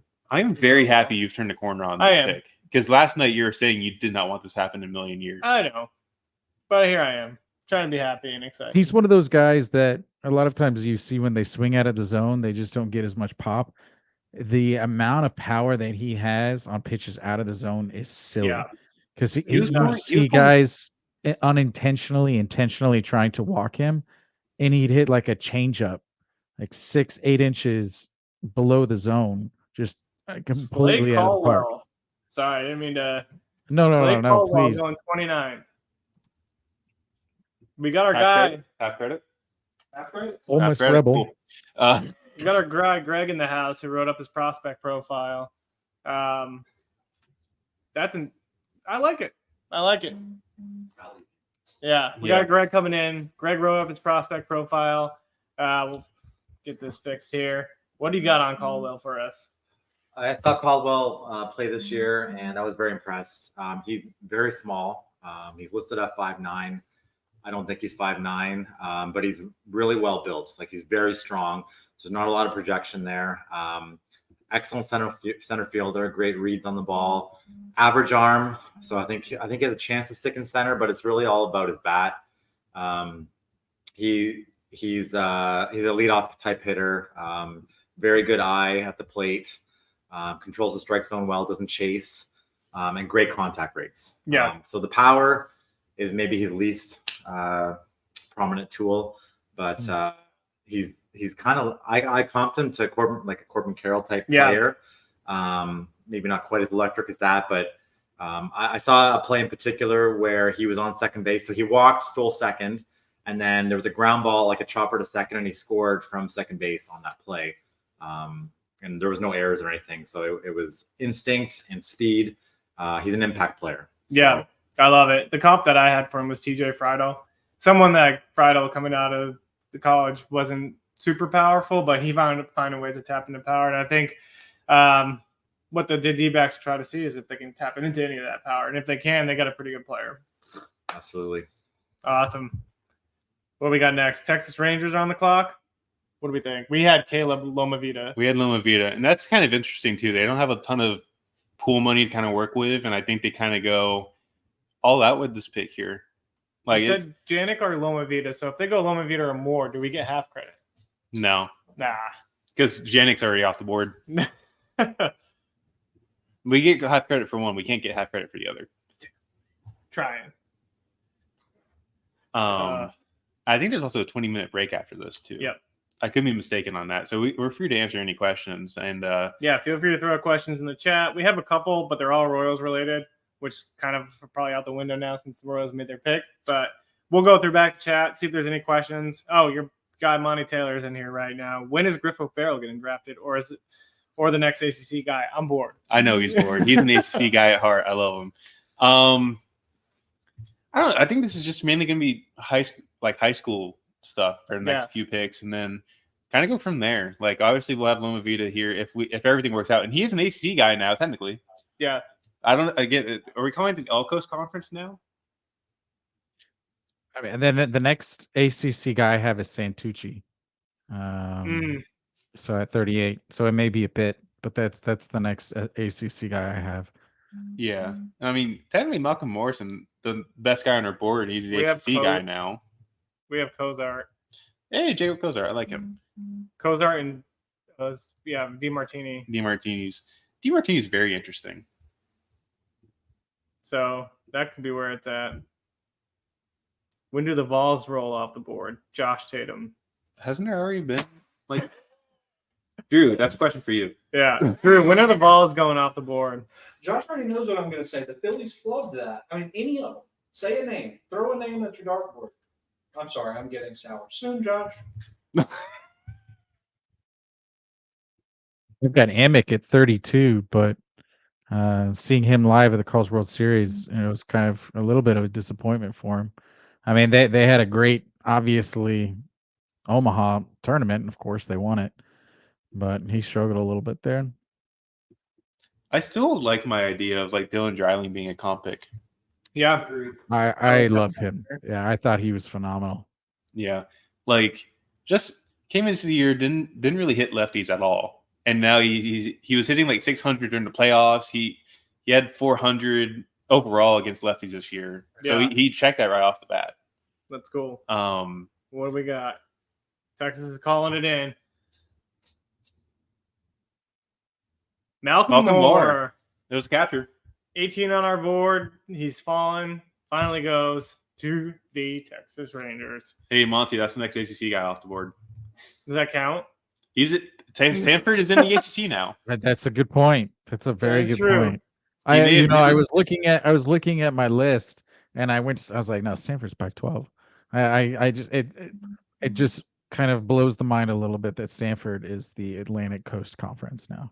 Yeah, I'm with you on that one. And I think like the thing with Stanford and Cal next year, because SMU doesn't have a baseball program, to my knowledge, at least anyways. I know they have a club team, but they don't have an actual team. The thing with like Stanford and Cal is I think they're going to have to take a heavy brunt of the travel in the next couple of years, joining the ACC. That was the rumor I heard throughout the year. Whether or not that happens, I don't know. I don't think the schedules will really come out until like October or November after fall ball ends. But if everything stays, I think it's they would travel heavily for 2 years to the East Coast, and then there's a year in between where all the East Coast teams go out west. And I'm not sure specifics of how that would work, but like it just sounds like there would be like maybe a 2-week stretch where like Cal plays in Pittsburgh, comes down to Carolina or something, goes back home, maybe comes back 2 weeks later or something. I don't know the full thing, but that would probably make the most sense if you want to try and alleviate some travel concerns for some of your student athletes. Yeah, I mean they made these decisions based upon football, which they play once a week. I think you're talking about baseball where they may play 5 times a week, 3 times on the weekend, and then like a Tuesday, Wednesday, or Thursday game. Like I couldn't even imagine, flying 3,000 miles and playing 5 games. I mean and then trying to also be a student athlete at the same time, especially for a school like Stanford. Because their education's insane. Yeah. Like, and I think the biggest thing too, like the football carrying everything. I get it, obviously, because that's a big money producer for everybody. Mm-hmm. Like, I think there's no lie in that whatsoever. Being a fan of one of the lesser, like, I don't want to say lesser sports, but like it's obviously not on the same tier as what football and basketball are with baseball. Yeah. Just really saps the life out of everything, really. Yeah. It kind of does. Yeah. And there's intrigue where you get to see new guys and get to see new teams, but now you're also having to deal with the fact that like there's going to be an 8 a.m. first pitch between Cal and Duke next year, probably. Yeah. Yes. You're going to have to watch 8 a.m., 10 a.m. games. Those Sunday games where they have to be done by 2 p.m. at the on the Sunday, and so they'll be starting it at noon. So you're wow. That's going to be such a weird dynamic to work with next year. Yeah. I also cannot wait for the Rutgers UCLA game this year. Yeah. In football, that's going to be interesting. I don't know if they have announced the start time for that yet, but I want to see what it is. No. Let me see if there actually is a start time for it. It's exciting for some of those teams that were in the Pac-12 that used to be Pac-12 at night, because they would be those games that would start like 10, 11 at Central, and they just wouldn't have many eyes on them, and now they'll have a lot more. I will miss Pac-12 after dark, because that was one of the most insane and stupid things, but it was also so fun at the same time. Yeah, you like wake up and you'd assume that one team had won and be like, oh my gosh, they scored 28 straight. Never mind. Yeah. We are finished with the round one. Into the comps. Yep. Do we have 20-minute breaks, or is it after the comps that there's a 20-minute break? No, I think it's after the first round itself. Okay. Like the first round and the comps are separate. All right. Well, we can get to some questions. Vandy baseball better than Vandy football. I think that's a pretty good assertion. Yeah. Sorry, Vanderbilt fans. As the good old Matt, or what's the name of the guy? Matt something that makes FCC skits. I can't remember his name. I enjoy watching him all the time because it's so funny. But he always downplays the Vandy guys, and it's just I hate it for Vandy fans personally, because like the campus itself is beautiful.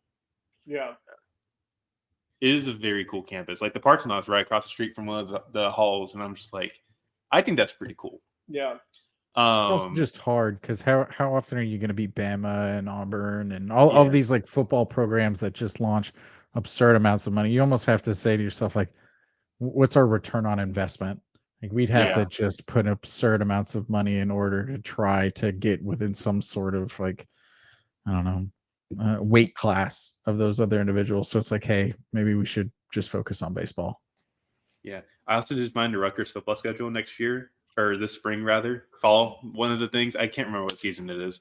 So UCLA does play it in Piscataway on October 19th. And then on the 25th, Friday, they have to go to USC. Like, they have to travel all the way out there. That's crazy. That I think I kind of blow my brains out on that a little bit. If I'm just we got a question here in the chat. Let's see. Rays fans here. What's the story behind Theo Gillen? Rays definitely love shortstop prospects. The big thing with Gillen is, well, he's also not a shortstop prospect anymore. He's a center fielder at this point. Excuse the stutter, people. The biggest thing is the bat. I think the bat is pretty advanced and probably carries most of the weight with his profile, and he's got the frame to kind of build into power. Doesn't have a good arm, but he has the athleticism, he has the speed, he has everything to kind of check the boxes as an outfielder and be a pretty darn good one. Tampering Tony. Yeah. I just saw that. But yeah, that's the full story for me on him. Love it.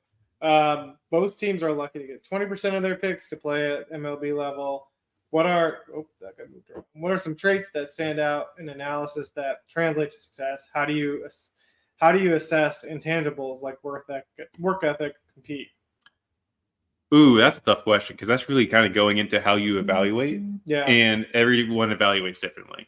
Because everybody's going to have their thing that they kind of look at. Like, for example, the data guys you see on Twitter are going to look at data, find their pinpoints, like a high carry fastball in the pitcher, or like chase rate and the contact rate and everything, and the power, and go off that. And I kind of do the same. I look for like the high contact, low chase kind of guys. That I think they find the most success because they don't. For example, like you look at Caglianone, who could struggle with breaking balls as he gets to like AA or something because he chases so much. Yeah. Tommy White's kind of the same example, and I kind of do worry about that a little bit. But another thing, I kind of look for like flat out athleticism. Yeah. Like I think that's the first thing that comes to my mind is like how athletic a guy is, how easy does the game come to him, whether it be at the plate or on the mound. Like thinking of somebody yesterday, Ethan Holiday, when we saw him at the home run derby, stupidly easy power to generate from that swing. Like it was pretty effortless. That's immediately something that stands out to me once I see a guy kind of like swing the bat, see how everything kind of comes on.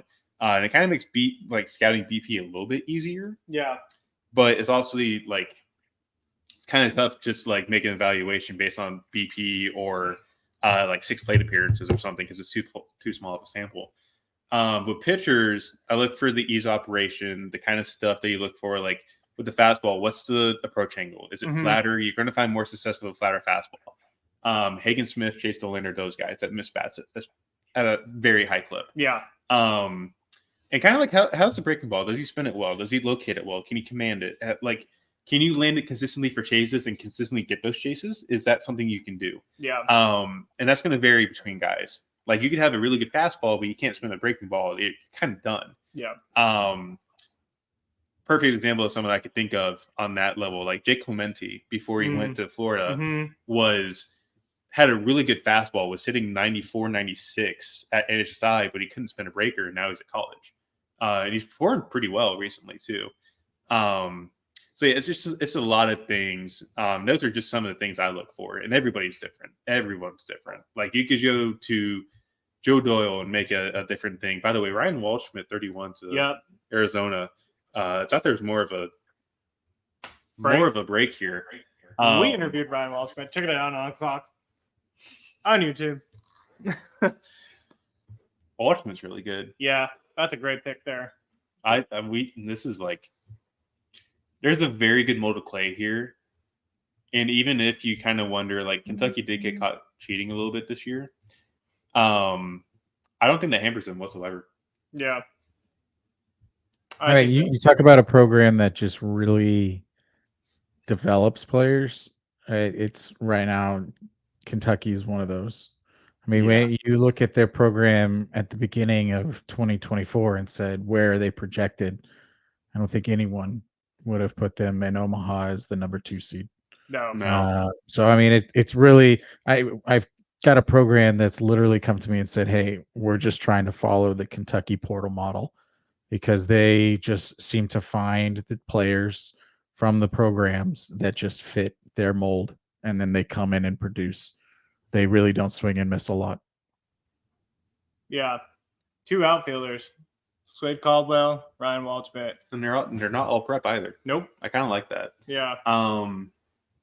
And I, like with Waldschmidt, I've talked to a few guys where like the next level of his game still hasn't really been tapped into yet. Yeah. It's a really good hit tool. He's got burgeoning power. Doesn't, like, we talk about how we evaluate guys, like high contact, low chase. That's essentially what Waldschmidt is. Really good end zone contact. Begin to tap in more into the power. I think somebody put a Ryan Schimpf comp on him in our group chat a couple of weeks ago. And like, I see it. But I think with Waldschmidt, he's probably a left fielder at the next level, but there's so much not athleticism, but potential in there that hasn't been tapped into yet. And I think he could be one of the guys that could just absolutely blossom in an Arizona system. He was the second place player on our board. Griffo Farrell. Hey, Monty, there he goes. There we go. We got an ACC guy. Love this pick, by the way. You can go for it. I'm going to give this video up. Griffo Farrell is like the, I don't want to say Merrick Houston, kind of. Like, I think that's the first comp that comes to mind when you're looking at a guy in next year's class. Yeah. But Griffo Farrell hits everything. He doesn't whiff whatsoever. I think the weekend I saw him against Duke, he had like 1 whiff over the whole weekend across like 60 pitches. Yeah. Really good hit tool. He is aggressive, and that might hamper him a little bit. But like, I really do like the overall tool set here. And I thought he wasn't a shortstop coming into the year. He's a shortstop. Yep. I saw him a few times too out at Virginia, and like Tyler said, he hits everything. He literally will fight to the death before you put him away. And he doesn't walk a ton. No, he doesn't. He hits at like a 400 clip, basically. Yeah. And so he's just very talented. Like Kyle said, he can stick at shortstop defensively. Power you want to see a little bit more of, but I love this pick for the Orioles. I don't think power is ever going to be a thing with his game. No, not at all. Probably 40 max. Yeah. But I don't think you necessarily need to be a powerful guy when you have the defensive chops to stick at shortstop and have the hit tool to kind of go with it. Like, yeah, I think he's honestly fine, and it's a good haul for Baltimore. That's a good one too with Honeycutt and O'Farrell. Like staying in the ACC, getting proven guys. Yeah. But you kind of go to the complete opposite now. Yeah. Like one guy can't hit but has really good power, but now this guy can hit but has no power. Yeah. Put them together and you got one great player. Exactly. I think the one thing too that I compared him to is kind of like a Nick Lofton with a better hit tool. He gets a lot more barrels. Like Lofton struggles to make like hard contact, and Griffo Farrell does such a better job at doing that. And so I think that's where you're looking at a pretty decent, talented guy right there. Absolutely. It's good. That's a good way to put it. Jason, you got any thoughts? This pairs well with a question we just got of like, how do you view individuals beyond just their metrics? I think this is a perfect example of someone that has a lot of things that go beyond just like the 5 or 6 things that people usually put numbers to. A guy that you just know will fit in with any program that he jumps into. Woo! Kyle DeBarge to the Twins at 33. That's a good pick. That's a Tyler fun pick. I like that pick a lot. Yeah. Speaking of elite shortstop from college. Back-to-back really good shortstops too. Yeah. Do we have DeBarge? I don't think we have. He's in 40s. I don't have footage of him. I have it somewhere. I haven't got to it yet. Okay. Gotcha. I'm just so far behind on that footage. Yeah. I really am. But seeing DeBarge in person, like, I think he's a really good runner. So, like, I probably put a plus run tool on him. Stays at shortstop, pretty good arm. I think the thing this year, like last year, he was more of like a hit over power kind of guy. And this year, he tapped more into that power and started like chasing a bit more, like kind of selling out a little bit, but still hit 355, 21 home runs for a guy that's like 6 flat, like 180, I think is what he is or something. He's pretty tiny. He's like 5'9". 5'9", is what we got. I was nowhere close to that. I mean, I think say he's tiny. better. He's just not taller. Yeah. But like it's a powder keg kind of athlete. And I genuinely do like the pick here. Yeah. Because when I saw him, he was one of the best pass on that Louisiana team. Yeah. Yeah. We got they had 2 great players, him and Langevin LP. Yeah. The 2 guys I really, really liked. No, they had a great program. I think I had him as the number 1 shortstop for last year. So I really like this guy. I like this pick. Yeah. I'm trying to, there was Louisiana fans that were in my mentions about LP Langevin early on because he threw 5 perfect innings through Coastal when I saw him. Fastball is absolutely electric. It was like a 46% whiff rate this year. I don't know if I can actually say it on the stream, to be honest, because it's kind of derogatory. Yeah. But I'll let you guys at home figure out what LP stands for if you want to get your mind dirty a little bit. Yeah. So he's not your normal bullpen guy. Who the bullpen guy for Texas A&M, Evan, I can't remember how to say his last name, starts with an A. Apologies. or something. Yeah, Oschenbeck, thank you. Both of those guys, multi-inning, multi-time per weekend, put up a lot of innings, just didn't really, wasn't a guy who had more than 5 games started, but just really impacts every single weekend that he would play in. Who y'all seeing? Blake Burke off the board. Milwaukee Brewers at 34. That is a unique pick. That is interesting. I love it. Honestly, I love it. I kind of don't hate this at all. Yeah. I mean, you talk about a guy who just like eats, sleeps, dreams 110 mile per hour exit velo. Like this guy, everything it felt like he touched was just absurd velocity. I remember again. I keep going back to the Fort Worth. This is another guy I saw in Fort Worth. It felt like everything he was touching was 105 plus. Yeah. I like this guy a lot. We got a resident Tennessee fan here to join us back. Drew Wheeler. Drew, how you doing today? Hi, man. Doing much better since the last time you've seen me. Hi, kids. Do you like exit velocity? If you do, big fan. I think in my top 50, I said that Tennessee's offense was just a bunch of hungry power merchants, and that's kind of apt for Burke, isn't it? I mean, certainly a corner, probably a first baseman exclusively, even if there's any defensive value there. From the fantasy perspective, you're buying the bat though, and I mean, boy, what a bat!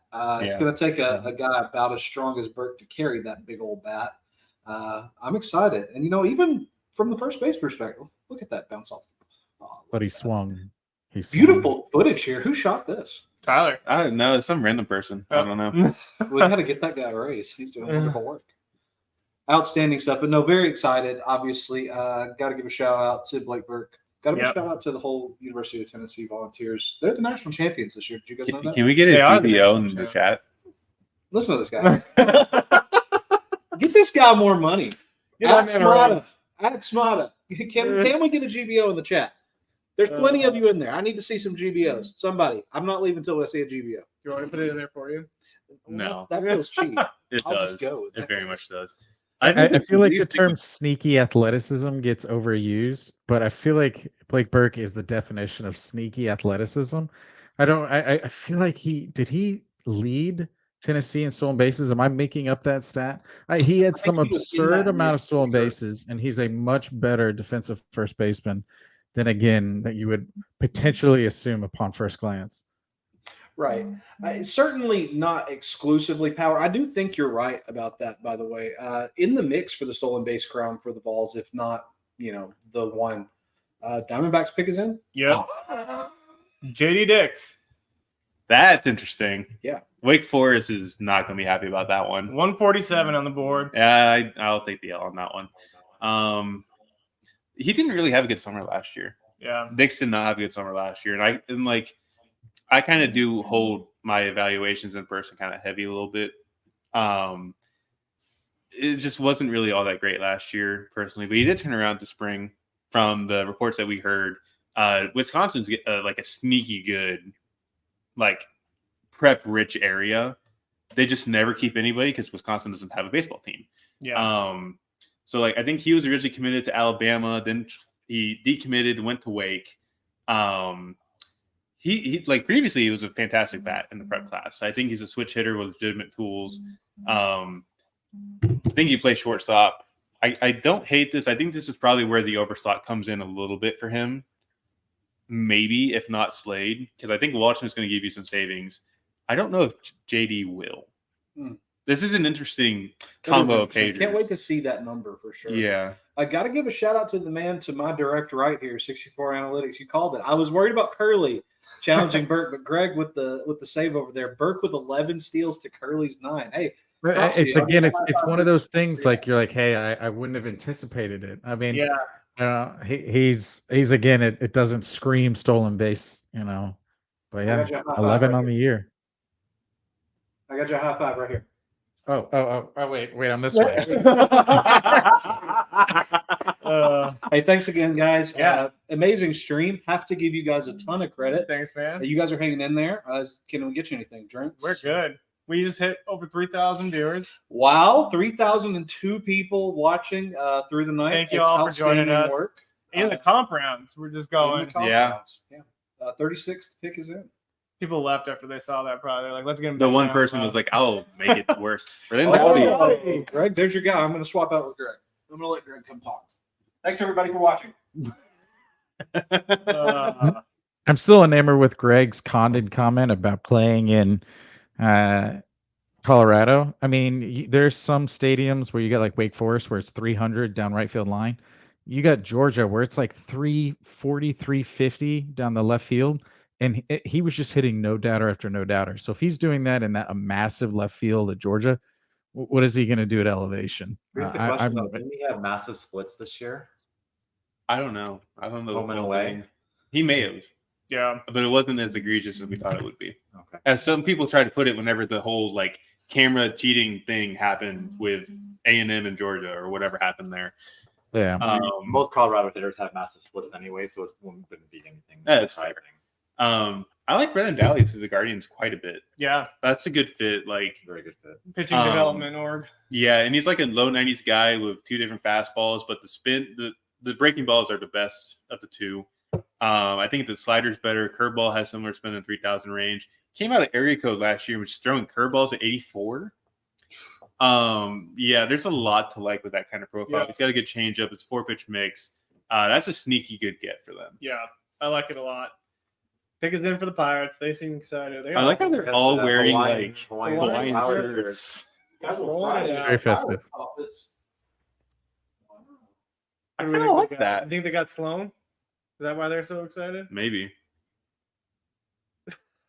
There's got to be a story behind this. Yeah. And we can't hear it. No. Have too much background noise. So Connor Griffin's their first pick, right? Yes. Yeah. Connor Griffin was the first. We'll see what they go. Will they go another prep, you think? Because they're gonna have to spend some money on That Griffin. stage is sweet. That is a really cool stage, to be honest. I do know this one. It is another prep. Interesting. Levi Wow. Sterling. There's my boy. He was my favorite prep arm on the summer circuit last year. Yeah. The third Like, showed up at Texas guy off PDP. the board. Yeah. Like showed up at PDP, just shoved, looked really good. Came in as a bat, Yeah. believe it or not. Some guys thought he could be a legit bat. Didn't look good as a bat, but then he came on the mound and shoved like 3 scoreless innings in PDP play. Which like that's the max you usually get for a PDP arm anyways. Mm-hmm. But I really, really enjoyed it. He's Another Texas commit. Texas is getting destroyed, unfortunately. I hear that and I go after from over here. Yeah. I did a listing of the schools that had the most commits, like within the draft database. I think Texas was like 4th or 5th. So they got a lot of high school guys going. LSU had, I think, 17 players. Yeah, it's pretty wild. They had 4 portal guys, I think 1 or 2 JUCO guys, and then just a ton of high school guys. Like Pirates are done. Yeah. So now that Levi Sterling is with the Pirates, Thomas Harrington, What about him? he kind of reminds me of Thomas Harrington a little bit. I like that. Like kind of similar sinking fastball, has the changeup to go with it. Thomas Harrington's changeup was good. And he's got field of spin. Like that kind of feels like a Thomas Harrington thing. And Harrington's turned into a really good Pittsburgh Pirate, to be honest. Love my Campbell guys to death. I'm smelling Tommy White.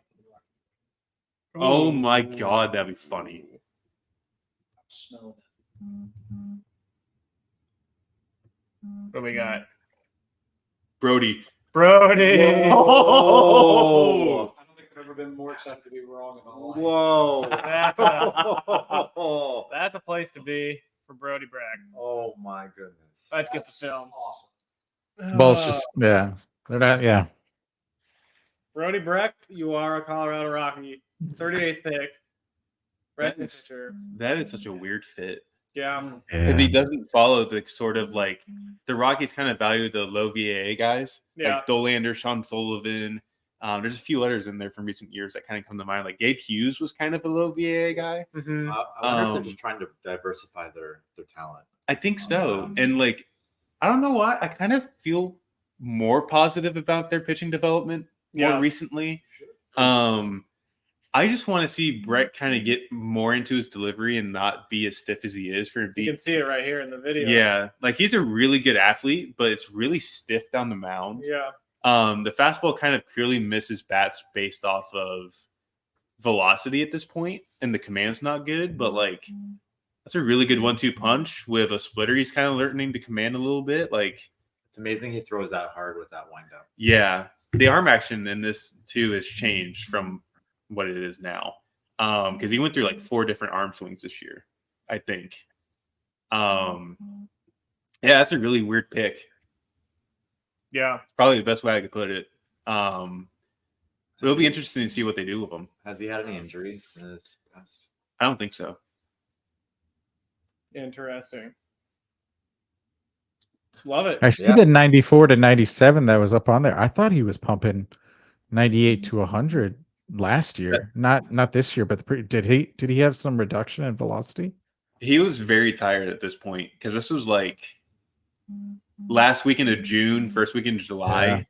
Yeah. So he had already had like 100 plus innings on his arm at this point. But like you're not wrong. He did hit a hundo a few times last year, and like I don't know how many times he hit it this year, to be honest. Yeah. So I saw him live versus LSU. I want to say it was in Dallas of 22 or 23.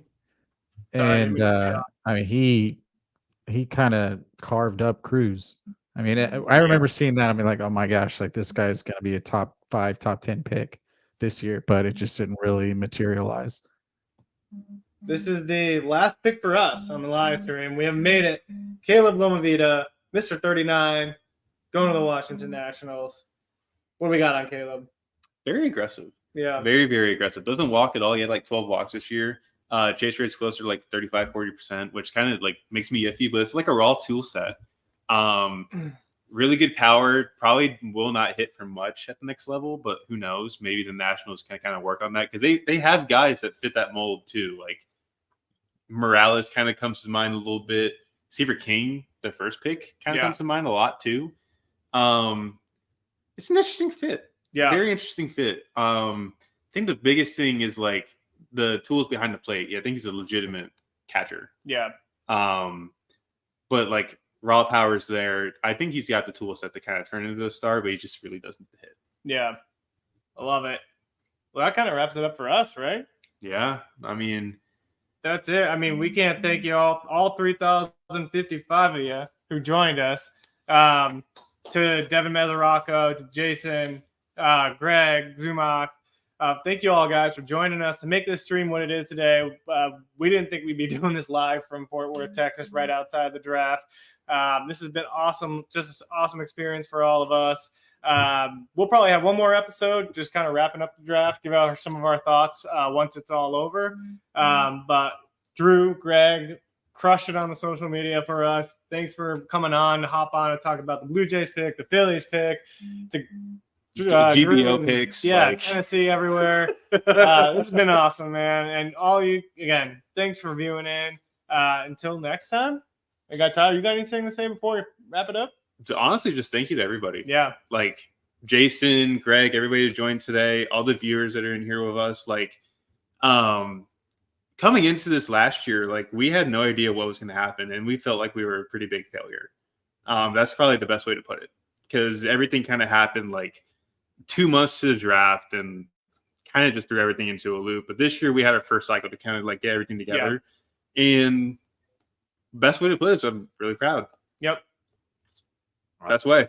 Like everybody at the site's done a fantastic job, like connecting with everybody. Like Jason, especially, like you kick ass. Like that's serious. Like dude, woefully inadequate to the product you all are placing out. So really impressed with what you all are doing. But it's like this is just awesome to be able to do. Like this was a pipe dream a year ago. Yep. And now we're actually making it happen. So. Also, shout out to our sponsor, Job Bats, for sponsoring the podcast. They do the coolest custom ash and maple bats out there.